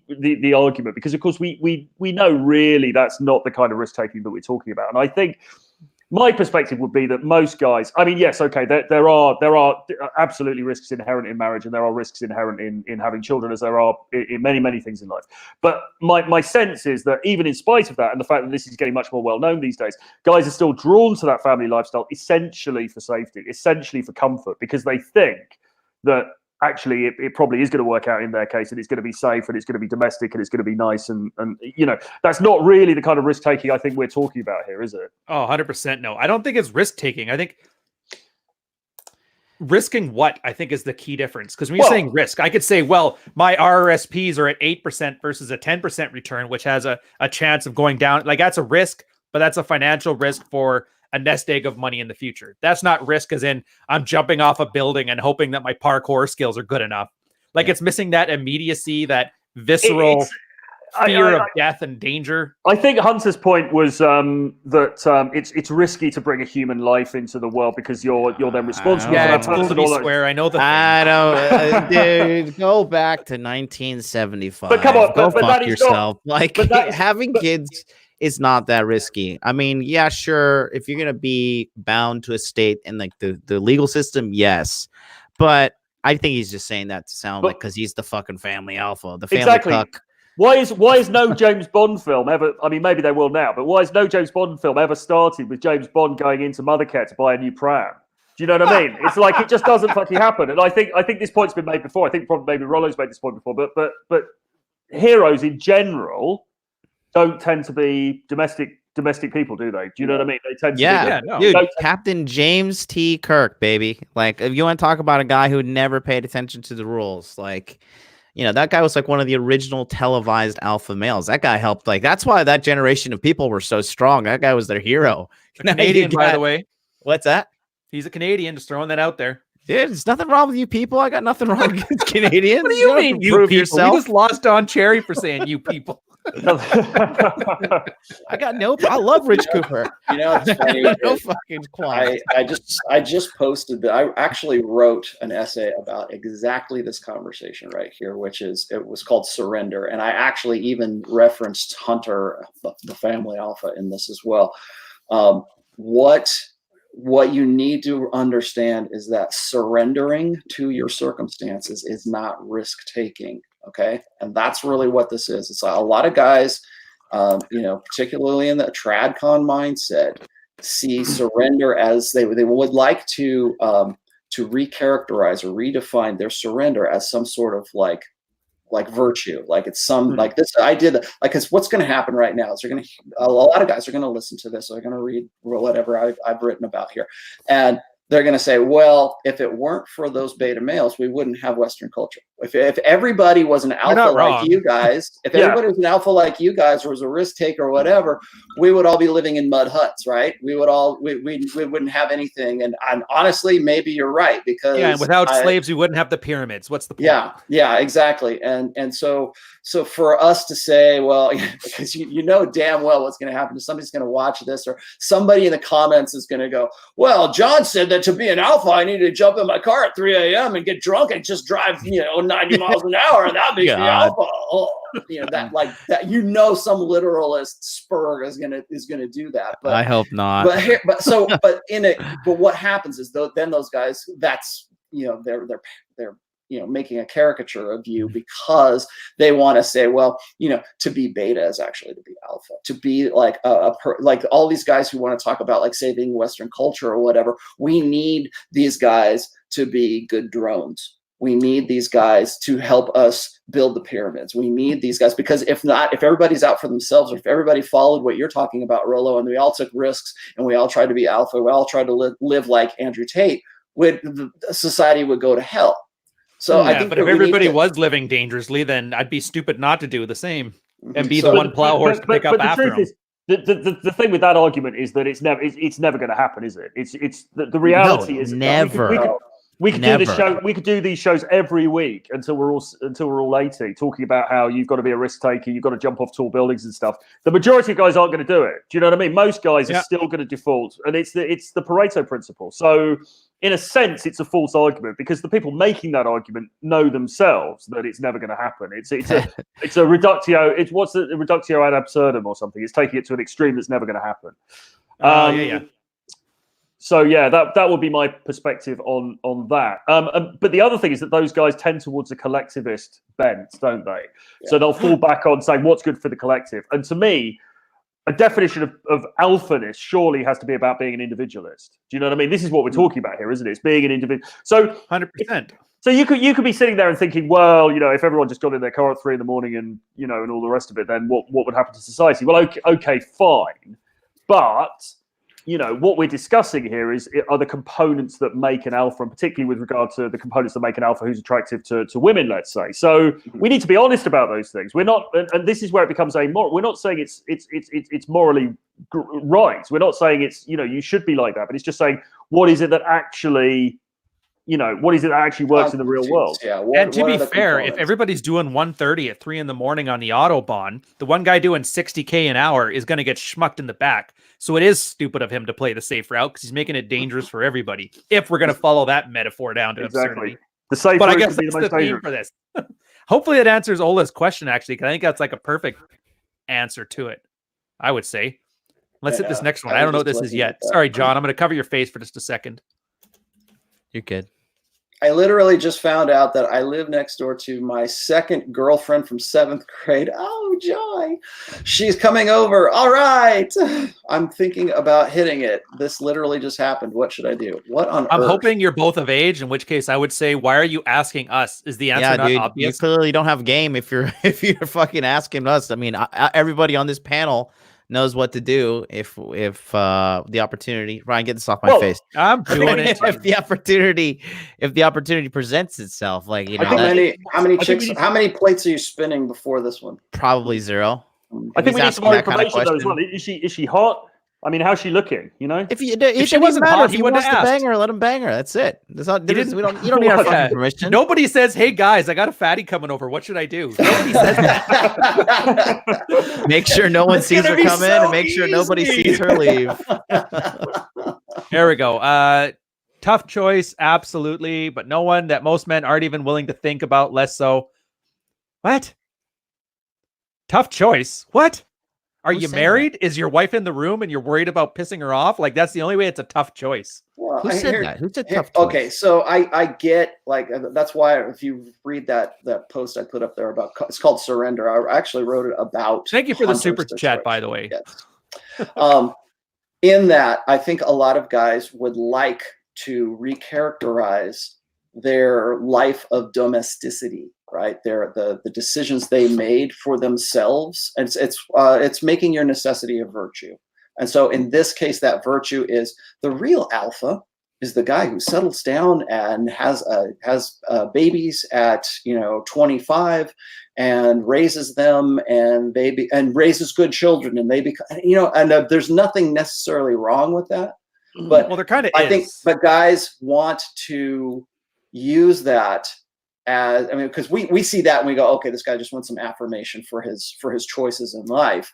And I get where they're coming from, but they're trying to recharacterize that the choices that they made as what should be the goal, what should be considered not just by us here on this panel, but what women should also view as It's alpha delusions of grandeur. I can't get behind it. It reminds me of the old Christopher Hitchens arguments where guys were saying, not only do I know what Jesus wants, it just so happens to align with exactly what I want. It's pure hubris. Mm-hmm. But I guess super chats are coming in fast and furious. Here we go. Let's do supers.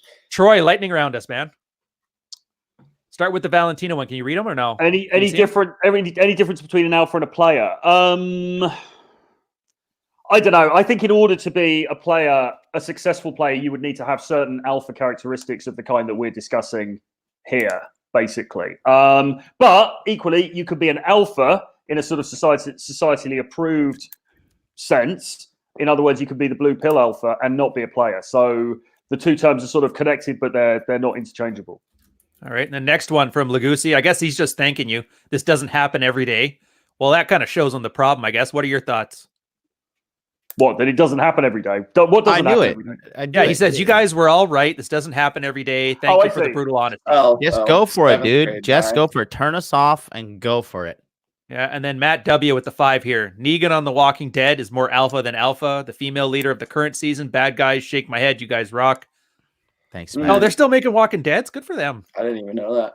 I love Negan. That's a solid alpha character. Very, very evil alpha. What what's interesting is sorry, quick. I'll finish the last one off here. Quick cheers to One Man Way. Thanks for the $20 super chat. Yeah. Nothing with it, so just thank you very much, brother, for your support.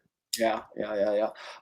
That's actually the Walking Dead thing is a pretty an area I wanted to discuss in this, is that I think that a lot of women are now adopting that alpha archetype. Like another essay I've written is the myth or the fallacy, I guess, of the alpha female.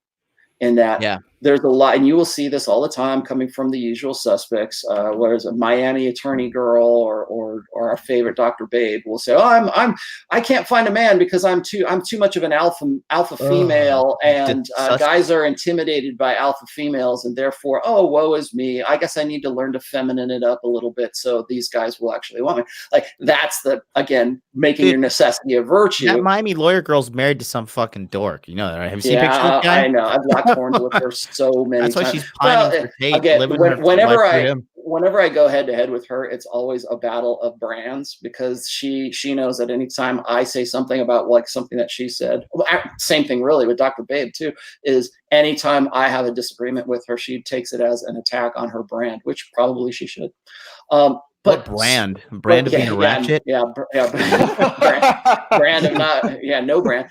Brand of being a filthy bum. But she did bring up, like, I see this archetype in women right now, particularly after the sexual revolution. There's this idea that you're going to be the bossy babe who's maybe you're in middle management or something. You have a supervisory position at your Cube Farm office job. and therefore you're an alpha female. Right. Therefore, you have I take care of the business. I pay the bills. I make my own damn money. Or that's those women who are, and this is becoming more and more common. It's the women who are the breadwinners in their families, and they've got a stay-at-home husband, or they've got a guy that is making less than they are. And statistically, this is going to increase as we go along. But what women don't see, they're very proud to say, well, I'm an alpha female. But what they don't see is that they've just basically shot themselves in the foot with respect to intersexual dynamics. So what they do is they try to make up excuses as to why it's men's fault that they won't date a woman who is a bossy alpha male archetype, because that's what they are. There is no such thing as an alpha female. If Just a nag. An alpha female So is the hottest chick you know. An alpha female is Renee Summerfield. Go look her up. That's an alpha female right there. But our societal understanding of what an alpha female should be looks more like Sheryl Sandberg, CEO of Facebook. We want to say, well, she's powerful and she's in charge of a Fortune 500 company or something like that. That is a complete reversal of what the natural dynamic would be. A natural alpha female is the woman who can inspire the desire and the lust of guys more so, and she's at the top of the dominance hierarchy, but in this case she's at the top of the female dominance hierarchy. And because there's a difference between there, a woman who is gorgeous and beautiful is going to be an alpha. Really, I mean, by definition, is going to be the alpha female. But women will say, well, I'm dominant. I'm there you go.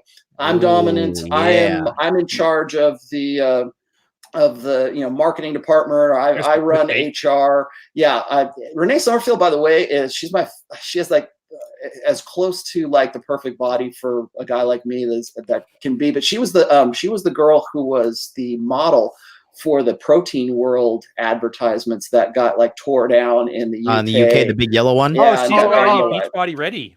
Yeah, she was Beachbody ready girl. There's no chicks like this in the wild, man. I saw a bunch of fatties when I went to the States. I mean, absolutely stunningly, Gord, this is an alpha female. And women will women are going to hear this and they're just going to go, yeah, well, that's not what an alpha female is. Isn't that like the mirror? Isn't that like alpha the mirror females don't weigh over 150 pounds, ladies. Sorry. Isn't that like the mirror image of the domesticated guy claiming that he's the true alpha, though? There you go. Oh, 100%.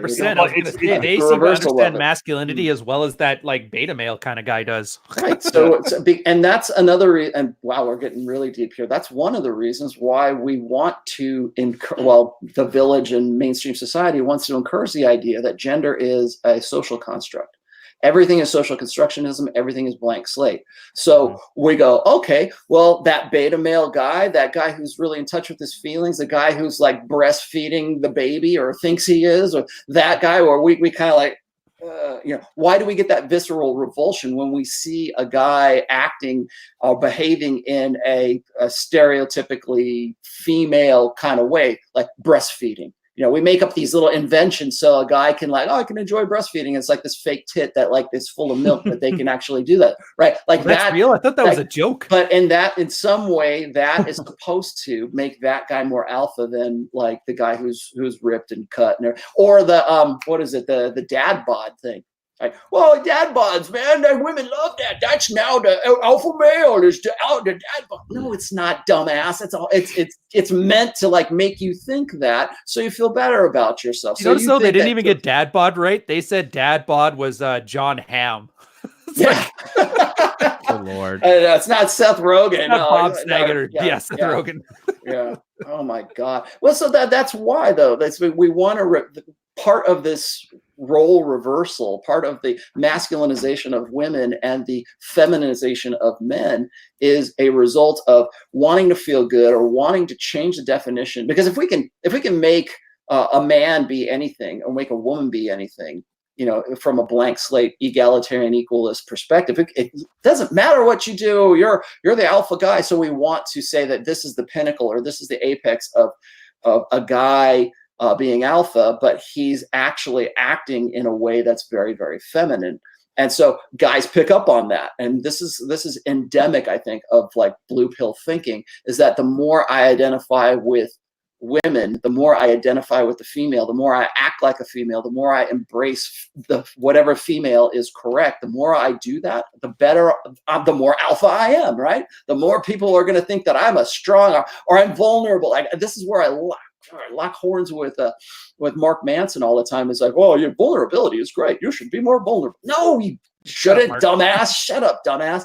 Because that vulnerability, it's that switch. It's that, well, the more vulnerable I am, the more alpha I am, the better women will like me. I mean, that's why, guys we're deductive problem solvers. And so when you say, well, the rules are this, men are going to take those rules and use them as deductively as possible. And they're going to live a life, build a life around, well, bad information, but they're going to be the best damn vulnerable guy they can possibly be, because they've got to out vulnerable or out emote all these other guys who are doing the same damn thing. Yeah, I don't think there's enough PR that's going to make fat, naggy women and effeminate cubicle guys the alpha male of the species. Well, and that's where I come back to T-Rex wants to hunt, right? T-Rex doesn't want to be fed. T-Rex wants to hunt. There's that part in Jurassic Park where I forget the guy's the doctor's name. He says they were trying to feed T-Rex a goat. Remember that part of that movie where it has a goat right there, and there's a T-Rex somewhere in the paddock somewhere, and they're supposed to come and eat the goat. He says, T-Rex doesn't want to be fed. T-Rex wants to hunt. You can't repress 65 million years of gut instinct.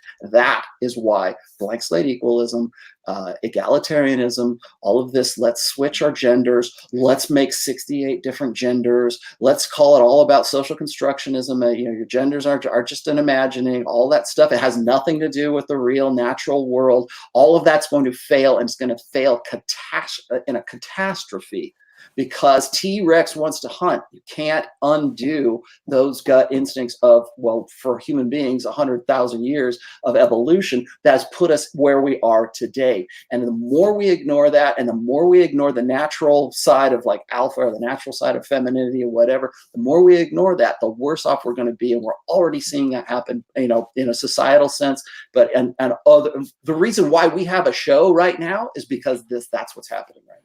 Yes, yeah. So thank you, cubicle beta males and Unagi feminists. You guys are giving us income. I think it's wonderful. Well, there's never going to be a shortage of that. Guys are always going to want to know, particularly the last 2 or 3 generations. We're dealing with generations of guys who are raised by beta guys who are also raised by beta guys. They're like 3rd generation betas. So yeah, well, we're becoming more civilized now. Mm-hmm. What is this? Oh, this one was just me screwing around. I thought about when you guys are talking about Negan clubbing Glenn. I'm like, that sounds an awful lot like when Tate was seen with Michaela Peterson. I did ask him about that in that show that I did with him. Subscribe to Rolo's channel and find the answer to what exactly happened with Tate. Yeah. Check your things. Leave a super chat. Join his Patreon. You'll find the answer to this question. That was actually something a cup of coffee. That's what prompted me to actually have Tate on the show. Was I saw that picture? I'm like, I have to ask him about that. Rubbing the trad noses in it, man. That's exactly what that was. Yeah. Well, there's your West. Another fantastic example. You've got look what's the kind of guy that follows Jordan Peterson? That is a Jordan Peterson fanboy that discovers him and his life has changed because he's reading Jordan Peterson. What kind of guy is that? That's that Terror House magazine, Northern Wild, Pat Stedman types. You know exactly what it is. Below average testosterone level. Mm-hmm. And so when your hero and his daughter is with the alpha male archetype that you have fought against, or you have grinded your teeth against for probably most of your life, is with the daughter of your guru, your high priest, right? I mean, what does that do? What does that do to a guy who has... Actually, you know what? That might be a good thing. You know what that reminds me of? You've ever been in that situation, or you've talked to a guy, everybody kind of knows this scenario. Guy has a crush on a girl. He's been crushing on her for forever. And then his Chad-like best friend just swoops her up after like 15 minutes. But he kind of has that revelation where the guy gets mad at his friends, like, dude, she was mine. And he's just like, bro, learn the rules. And it's that kick in the ass the guy needs. I really hope that's the outcome from this. But they've got an automatic get out with Michaela, haven't they? Because they'll just say, oh, she's damaged. Yeah, there's something wrong with her. So there's always about guys there's always a get out clause. Got this. I was just going to bring that up, Ryan. Okay, go for it. I got you. this guy, this is the type of guy that likes Jordan Peterson. This is the same guy who's like, hey, there's a girl coming over. Should I have sex with her? Like, you know, what are you? like that. I mean, I'm not trying to bust your balls, kid, but why are you still here? I mean, I thought that chick was coming over. You know, you're sending us money too. Like, go handle business. And even if you want to get good at this stuff, he finished already. Well, if he finished already, good for you. Proud of you. Make sure she's cleaning up something. Ejaculated and evacuated. But hey, baby, you got to get out of here. I got to watch a podcast. Dude, if you did that, I swear to God, I'll send you a super chat. That's awesome. But yeah, that would be pretty alpha. That would be. But that's what I'm typically saying. I typically don't think he's made it happen. You know, I just a real quick aside here. Joby Blog said ARC, which is Alan Roger Curry, was pleased with Rolo this week. I'm glad to see the two agreeing on matters. Yeah, I've never disagreed with ARC. Does that mean he's back in the manosphere again? Yeah, right. Are you red pill again? I like Alan Roger Curry. I always have. I was the guy that got him to speak at the 21 convention back in the day. Yeah, I like him too. He's awesome. Good guy. I like him a lot. I probably will either go on his show or have him on my show at some point. He's kind of like Steve without the hammer or the gut. Yeah, and more skill. Yeah, actually, he's nothing like Steve. Yeah, and not married, right? Yeah. So, yeah, but honestly, to the guy there on the thing, yeah, it happens. A lot of people want to put you into a box. Just realize that it's after their best interest, not yours, and don't listen. And by the way, turn this off and just do the neighbor, for crying out loud. Yeah. Mysterium Lugosi said, actually, I was raised by an alpha who wanted me to be beta. That happens too commonly. I love people. I don't believe that either. Yeah, I don't know. If he was alpha, he wouldn't raise you to be anything. He'd kind of be on his own thing. I know because my stepdad was one of those. And my name was my mom's little bastard until I was 17. Until the day that we almost got into a fight over it, and then finally started to respect me because I was willing to throat punch him. So here's actually a side about alphas. A lot of guys will hit me up and they'll go like similar to what this guy's saying. My single mother raised me to be beta. What wouldn't she want me to be alpha? Wouldn't she want me to be more like in control? Why would she want me to be like my beta dad that she left? Well, first of all, you're not. Yeah, she doesn't know. You're not getting accurate information there. I have it's in, I think it's in book 3. Yeah, it's in book 3. Positive Masculinity. There's a post in there called Promise Keepers. And so you get these guys who are raised by single mothers, and they want this, again, the annoying blue pill alpha is the guy who's the promise keeper, who wants to do anything, who wants to reshape his life to be anything but what his old man was about, or what he thinks his old man was about, because his single mother has taught him, oh, that your dad's a bastard. He doesn't want to have anything to do with you. You need to, you don't want to be like him. Women don't like guys like him. And so those guys take that to heart and they become more beta, or they think that their dedication to mom, or their dedication, and by association, the feminine imperative or female kind, as a result of that, what they do is they live their lives around what they think is alpha. The alpha is the guy who defends my lady's honor. The alpha is the guy who is not like their old man, but is the ideal that their mom put into their heads.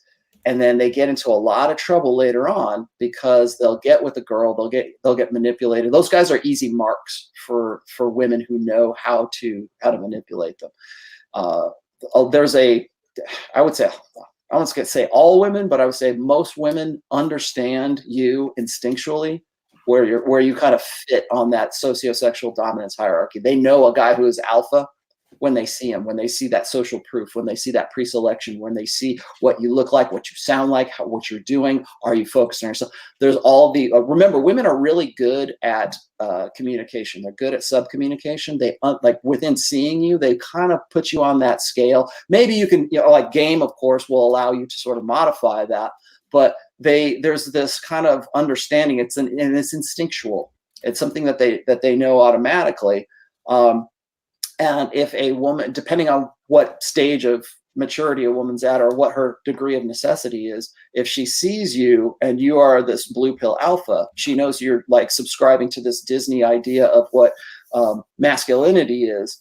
She can use that to her advantage if Easily. you're the guy that fills the role that she needs for you at that particular time in her life. All right, so 2 quick things here. In the chat, I figure we need to motivate this guy, Mysterium. F's in the chat if you want him to get off the cast and go deal with his neighbor. Come back with a success story or not. F's in the chat if you want him to go do it. N's in the chat if you don't. After I see a few F's in the chat, and if you have an N, I'm going to boot you out of the chat anyway. And then a quick super chat here. Troy, do you want to take Eric Grass's one here? Sure. Can introverts be alpha? Any examples? Yes, absolutely they can. I don't think it really, introvert or extrovert, really makes any difference. I mean, would you say James Bond is an extrovert? I mean, he seems to be somebody who gets energy from being on his own, and that's a classic alpha archetype. Would people agree with that? 100%. Yeah, maybe not the new one, but yeah. Yeah. The old school version of him would be refined. I mean, there's going to be different. There's going to be different sort of flavors of alpha, if you like, without sounding slightly unpleasant. It's not just about being the life and soul of the party, dude. I mean, you could be this. I mean, the classic alpha archetype is the strong, silent, brooding type. And those guys are alpha as hell. You know, they just don't say very much. So it's not really about being sort of like a party guy or something, or being like, you know, really great with big crowds of people at all necessarily. You know, it's about being your mental point of origin and your attitude, I think. I like it's a good one. Anybody else to add on to that? Or I like the do what you want to do. Stop being fucking pussies. Stop looking for approval and just do what you want to do. You know what? I fucking decided I really, really like Asian girls. You know what I did? I fucking sold everything in America. I bought a one-way ticket to Japan. I speak Japanese. I had no Japanese friends. Nothing. Okay. I came out here and I fucking made it happen because I wanted to. And I got tired of dealing with American pig women. Okay. So for all you guys like one step above watching anime all day, congratulations. Yeah, I am, Rolo. Yeah, I am. I just happen to be making a good living while I'm doing it. And last time I checked, you know, we're not getting any younger or, you know, better. So I'm living my life to the fullest. And you guys got to get out there and you got to stop being pussies, man. You guys got to stop taking the safe road. Stop seeking comfort. Get out there and take some fucking risk. You know what's funny is like whenever, like when I was on my interview with Tate, like Tate will say the same things. Just go out and do it. Just go. You know, you need to. There's a lot of work before you need to get kicked in the ass. Yeah, there is, but you need to be kicked in the ass. You need to motivate. You need to have something, you know, something to work forward to, and you need to just get out there and actually, you know, just do it. Right. I 100% agree. But it's funny when I'm like on with him or if I'm on with John, like John's like, you know, just go out there and do it, man. Just jump off the fucking cliff, man. Your parachute's ready? No, okay, whatever. Just go. All right, you know, that kind of that energy. And so like you got that, and then you got me who's saying, okay, well, here's why it's going to work if you do this. You know, here's why. You know, I hate to be the voice of reason, but you're right. I mean, you have to go out and you have to at least in some way experience life and put yourself out there. I think that what you're talking about with, and you and Tate also do this, it's just going out and getting shit done. You know, putting it, you can be red pill up the yin yang, but it means nothing unless you go and you apply game and you go out there into the field and you're actually doing something with that. But you need that kick in the ass. You need the guy who's going to motivate you, who's going to tell you what to do. And a lot of guys, like when I'm on with Rich Cooper, a lot of guys will come in and they'll call. And they know what they want to do. They just want permission. They want me or Rich or Sean or somebody to say, you know, yeah, go ahead. Like this guy that just, you know, wants to know whether he should go nail this girl that he knew from 7th grade. Why are you fucking calling here? Why are you sending us money and asking? Whoa, guys, slow down. If the guy wants to do it, I'm not going to fault him. Maybe he needed that kick, and maybe we're offering that. That's directly us getting this guy's life better, and I will take it. I can't shit on a guy for giving me money. I'm just saying. Short answer for that last question, by the way, though, can introverts be alpha? Yes, absolutely they can. There are many, like Troy was saying, the James Bond archetype of being alpha. Yeah, you can definitely be introverted. You can be extroverted as well. It's just that you need to have that mastery that's behind it. It's one thing to be this brooding guy, and nobody's gonna have anything to do with you because you don't have, you know, the ass in your britches to back it up. Whereas if you do, if you're authentic and you have a congruency between your mindset and what your behavior and what else you're doing, there's a difference between a guy who's introverted and brooding and he seems like he's just like pouting, or he's just being like like a kid, and then there's the guy who's like intense. That's the alpha. That's the chick, or that's the guy that chicks are going to want to get with. All right, and then you want to take this one too, Rolo, because your book's all over this stuff. My fourth book is definitely going to be involved in this. This is this is Ben Jones. Can an alpha mindset be maintained in evangelical Christian culture? The men shame each other more there than the women. Yes, they do. Because it's that same trad con mindset where men are making their necessity their virtue. Can you have an alpha mindset in evangelical culture? Yes, but it's very rare. I think you can you can develop an alpha way of thinking about things in any context, really, I think. But you have to, again, it's that there's some basics to that. One of those basics is making yourself your mental point of origin. Most guys in evangelical Christian culture will never even dream of doing something like that because that culture says no sex before marriage. So they're kind of put into this context that they've got to qualify to women all the time. Because if they're ever going to solve the reproductive problem, if they're ever going to get laid, they've got to play by these rules that are in this book right here, right? And most guys that are in evangelical culture are there for two reasons. The first one is they were raised by a family that is in evangelical culture, and they don't realize the influences, the outside secular influences that are coming into evangelical culture that are ruining their chances at actually having the kind of life that they think would be ideal. They think that, oh, well, I'll get with a good Christian girl and I'll be the only they think that they'll follow like the Mark Driscoll thing where they're going to get with this girl that they met at church camp when they were 19 and live happily ever after. And then of course, Mark discovers that she was banging some other guy before he came along. That kind of wake up call, I think, is what a lot of evangelical guys are in for. It's coming for them. But within the context of like church culture, and it doesn't necessarily even have to be evangelical. You can be like, a lot of Muslim guys will hit me up and they'll say, well, you guys just don't do it right. You Western guys or you Christians don't know any better. We take control of our women. Our women know their place within the context of our culture and with the context of our religion. And yes, they're correct about that. But they're also living up to a standard that they hold themselves up to. And I don't think that a lot of guys in evangelical culture tend to be more necessitous, and necessitous by design, because the religion teaches them that they need to serve. They need to be good servants. They need to be utilities to women. I've seen somebody just sent me and I have to watch it. There's a video of this conference. It's a Christian women's ministry conference specifically for single mothers who are Christians, and it is hugely popular.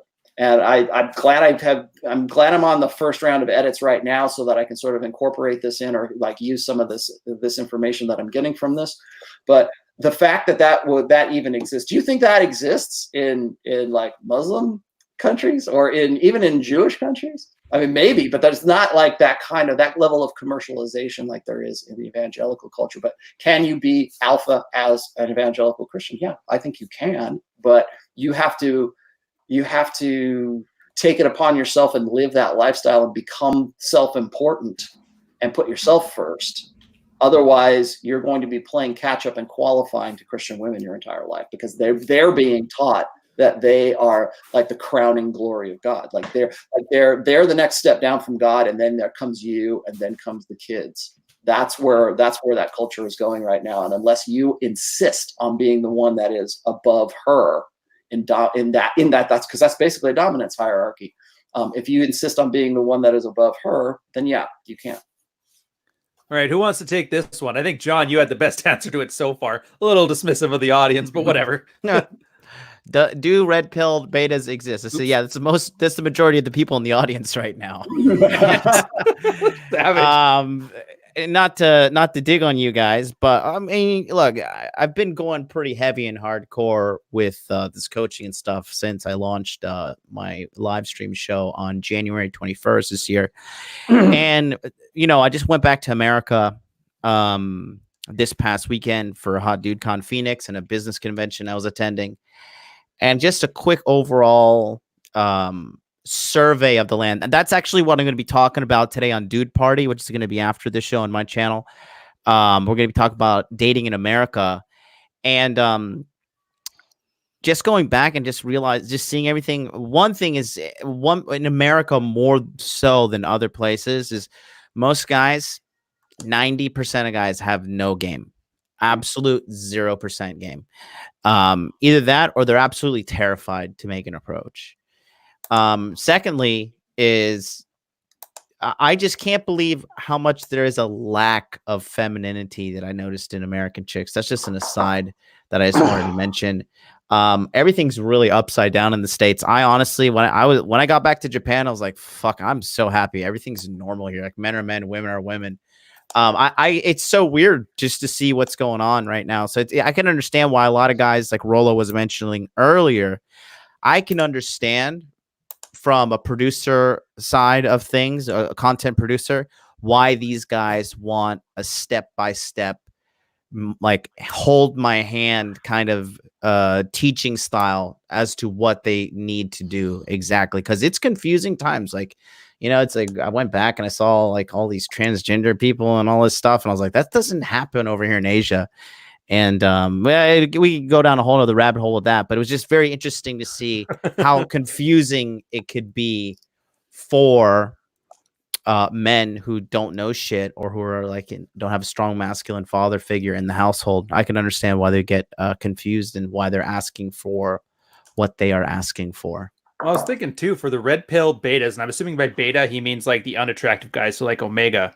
What is the second wave MGTOW and incel if not a guy who's red pill aware and still a sexual failure or opting into sexual failure? You know, I think there's always been MGTOWs. I just think the internet has finally given people a voice.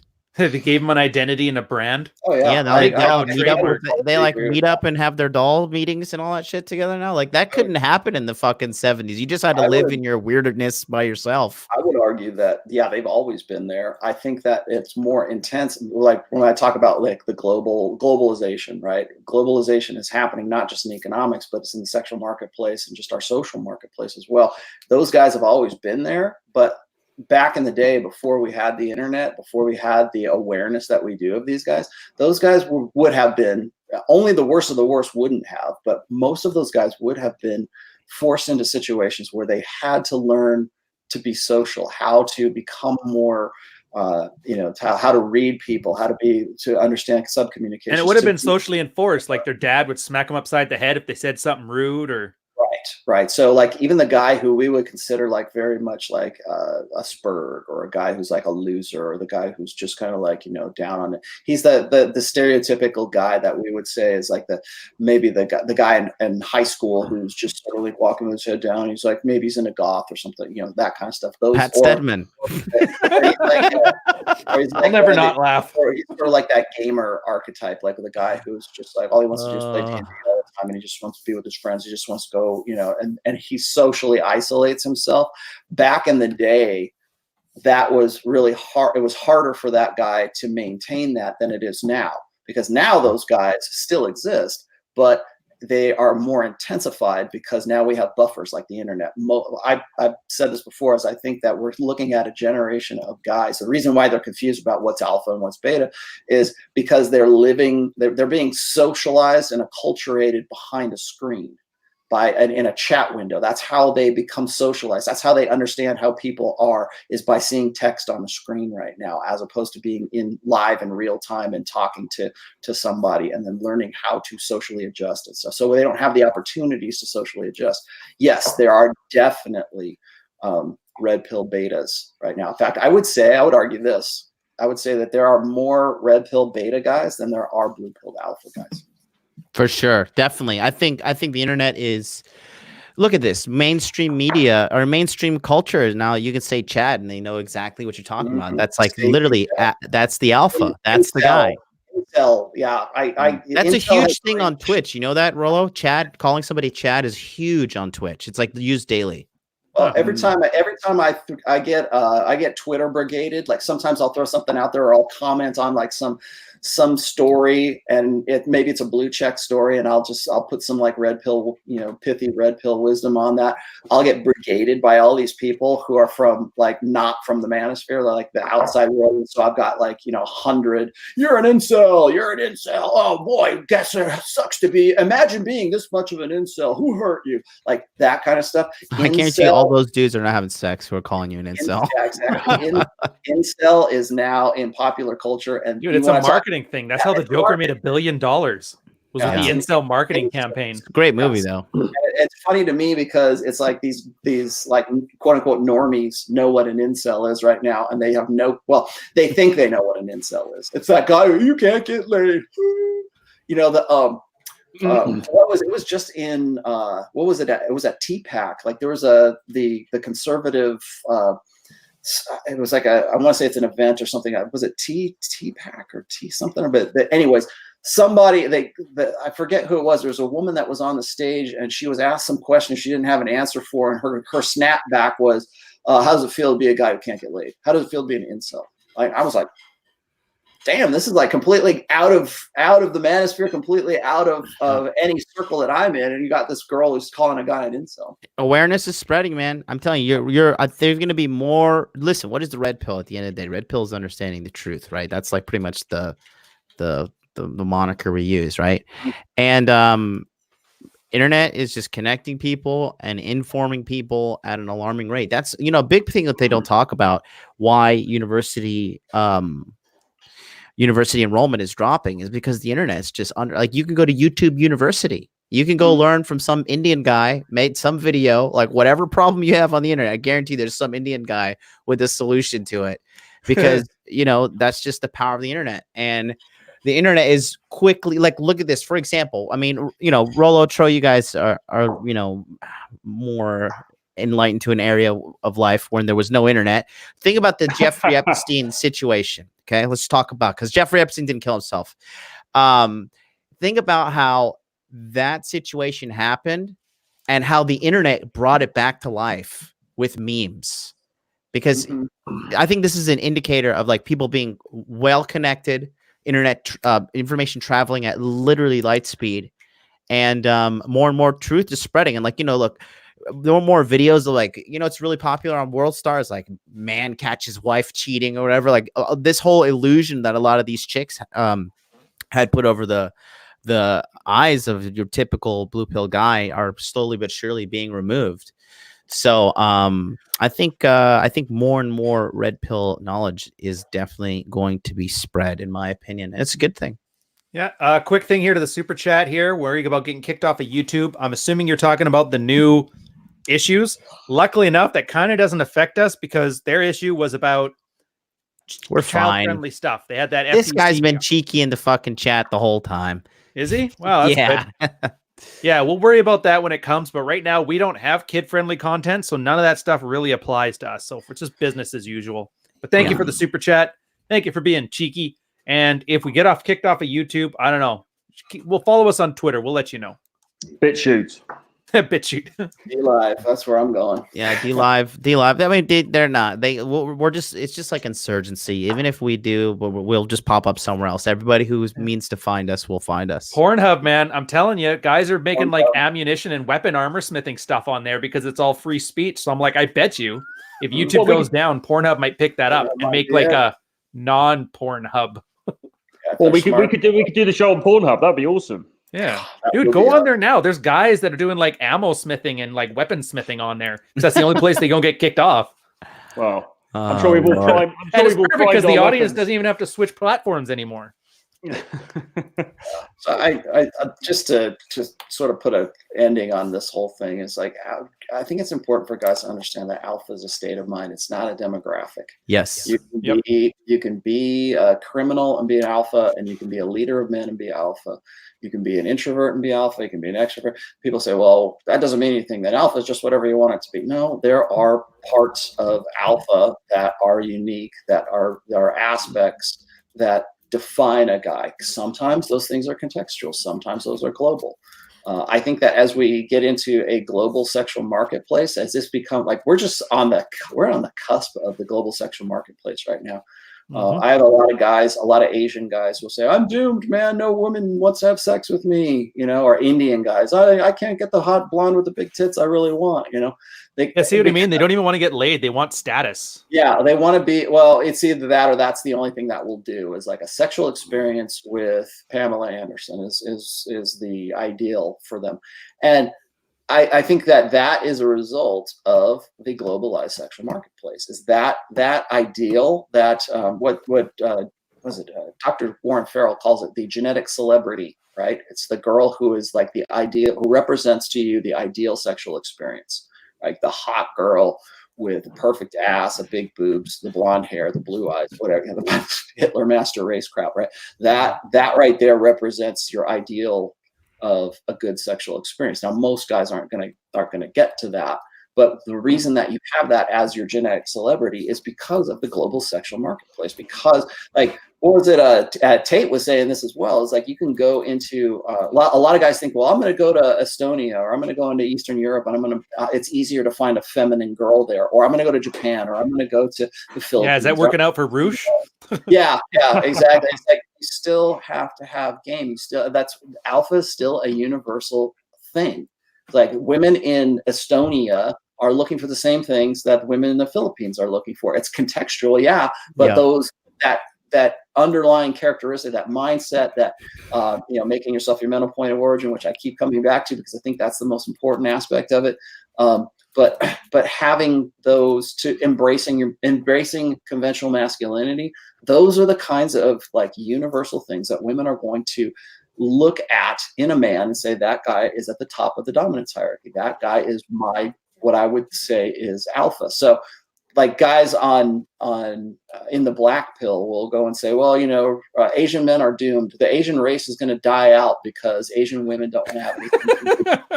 Of all the hot takes, the one that's furthest from the truth. Yeah, and so 2 billion are going to fall off the face of the earth. So that's why I think the black pill is never going to get the kind of traction that I think a lot of people are going to get, because there's no way forward. There's nothing there. It's just like we're all going to sit around and we're just going to be depressed. Okay. Yeah. All right. What else are we doing? We'll do this super chat quickly from One Man's Way. I think Troy, you're probably the best position to handle this one. I'm thinking. Sounds like he's talking about sex tourism. Sounds like he doesn't have any fucking game and he's just delusional because. Well, no. We've had him on a few casts before. He's in a small town. He's taking care of his parents because I think she has cancer. Mm-hmm. So he's kind of locked into this place with very low quality tastes. But if you can't get any type of pussy in America, you're not going to just magically go overseas and have game. Game is something that you need to have momentum to keep going. Okay, especially in high energy venues like nightclubs, or if you're going out in the day, like, you have to have momentum. You're not just going to come off the couch 6 months, not talking any game, not talking to any women, and then just hit the fucking streets of Colombia and be like this automatic sex magnet. Shit just doesn't work like that. Yeah.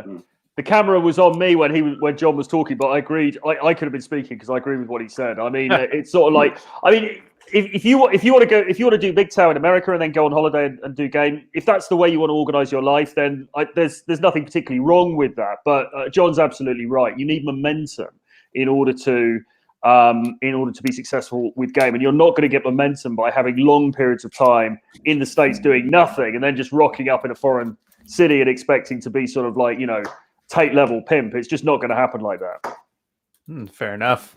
Well, hopefully that helps you, One Man Way. I know right now, honestly, get that situation out, but everybody's right. Your logistics suck, and I know why they suck. So it's really just a matter of you working on getting that stuff fixed. And I guarantee you that you won't have to go to these extreme measures like this, but give it a shot. Worst case scenario, you prove us all wrong and you're laughing all the way to the pussy bank. So whatever. Mm-hmm.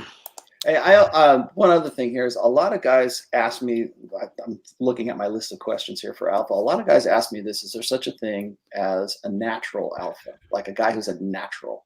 Like we think of guys who, like there's that dude we knew in high school, and I knew a few of them who were like, by the time they were 14, they were nailing, senior girls and were just naturally physically, like they were mesomorphs, right? They were these guys who were just like naturally good looking and had that appeal. and were what we would call, oh, he was lucky with the girls. Not necessarily lucky. It's just that he was rewarded with female attention that put him ahead of the curve for you. So the guy who is the natural still had to learn what he knows about women's nature and how to get laid and everything. Like guys, like even if a guy like me can go into the Hollywood music scene and learn how to make it work for me as far as like intersexual dynamics goes, like I can go out and I could get laid. If a guy like me can figure that out, you can certainly learn those things as well. You can learn to be more alpha. You can learn to internalize these things and change your mind about yourself. The guy who's the natural just got a head start on you. The babysitter diddled him when he was 11 and now he's a man. Right, because he was naturally good looking, right? Or because he had a natural advantage. He still has to learn the same shit as you. In fact, I would say that those guys, the natural guys, get themselves into more trouble than the guys who actually had to have the insight to figure out what to do. Because those guys, every natural that I knew back in high school has at least like 2 or 3 baby mamas. And like the chick wanted to lock him down, so she had the kid, and now he's paying on child support on that one, and here comes another one. He thought that was the one, and then because they still like one of the things about natural guys, the guys who we would say like are blue pill alphas, those guys are at a disadvantage because they're easy marks, and women want them. He's a good-looking dude, and he believes in going this. in raw. yeah. There's your risk taking. Yeah. Well, and those guys. One thing I don't think we got to is when we're talking about the 80-20 rule, when we're talking about the 80% of guys who are unattractive versus the guys who are the 20 are attractive, monogamy and the way we have had our sociosexual relations right now up until the sexual revolution, we have encouraged monogamy across the board.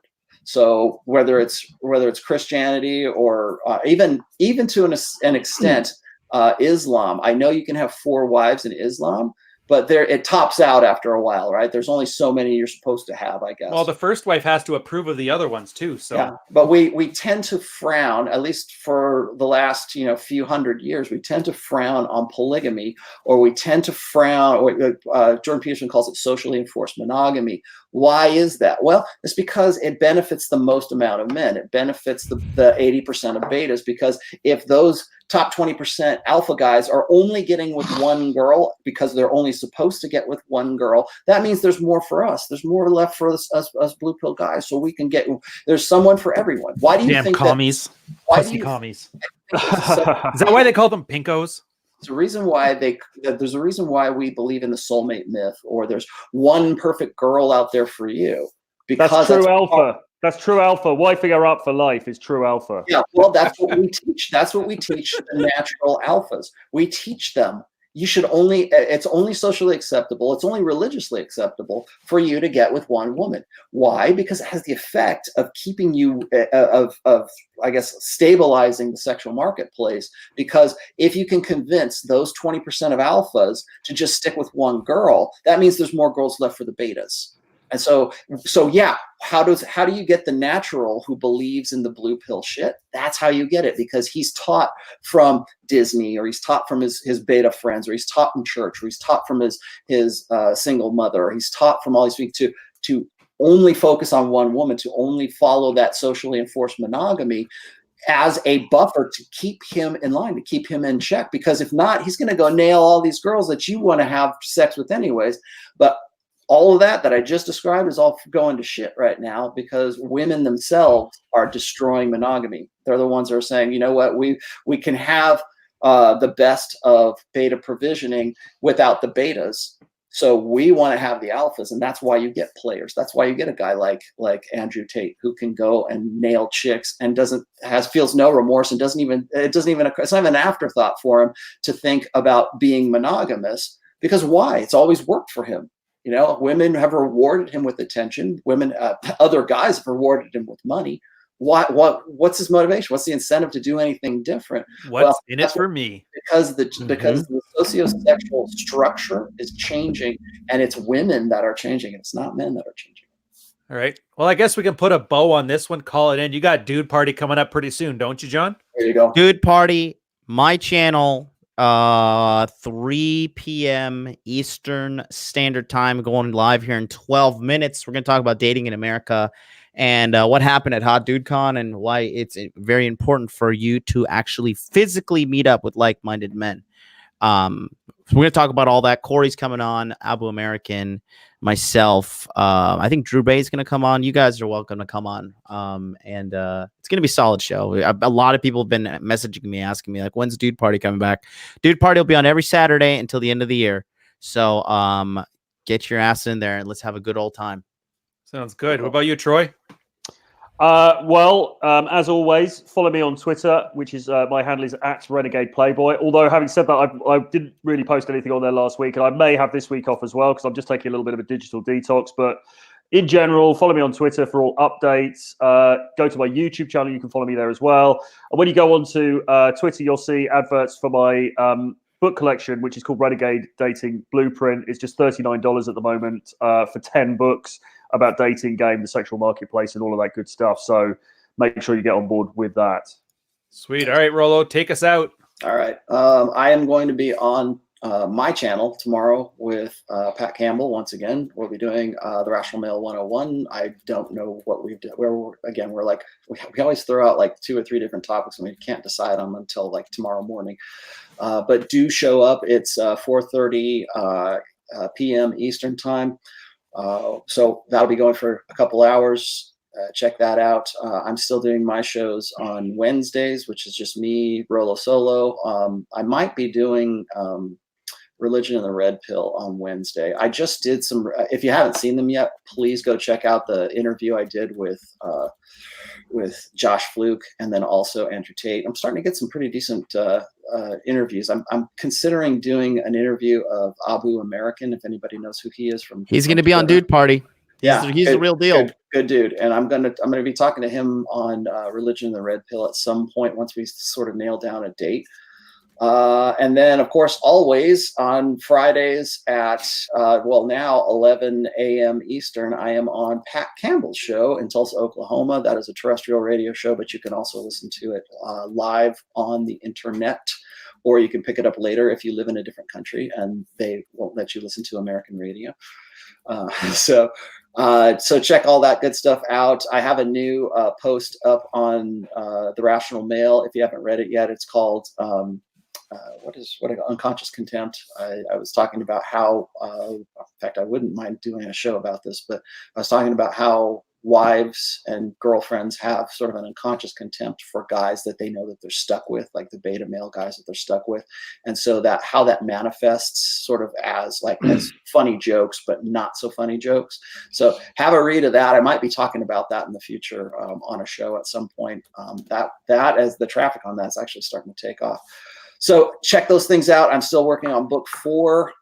People ask me where and when. Quarter 1 of 2020 is when I expect to publish book 4. So I would say probably somewhere maybe the middle of February to the beginning of March, somewhere in there. So there's your answers. All right. And on that note, we'll catch you guys later. Have fun. All right, guys. Peace out.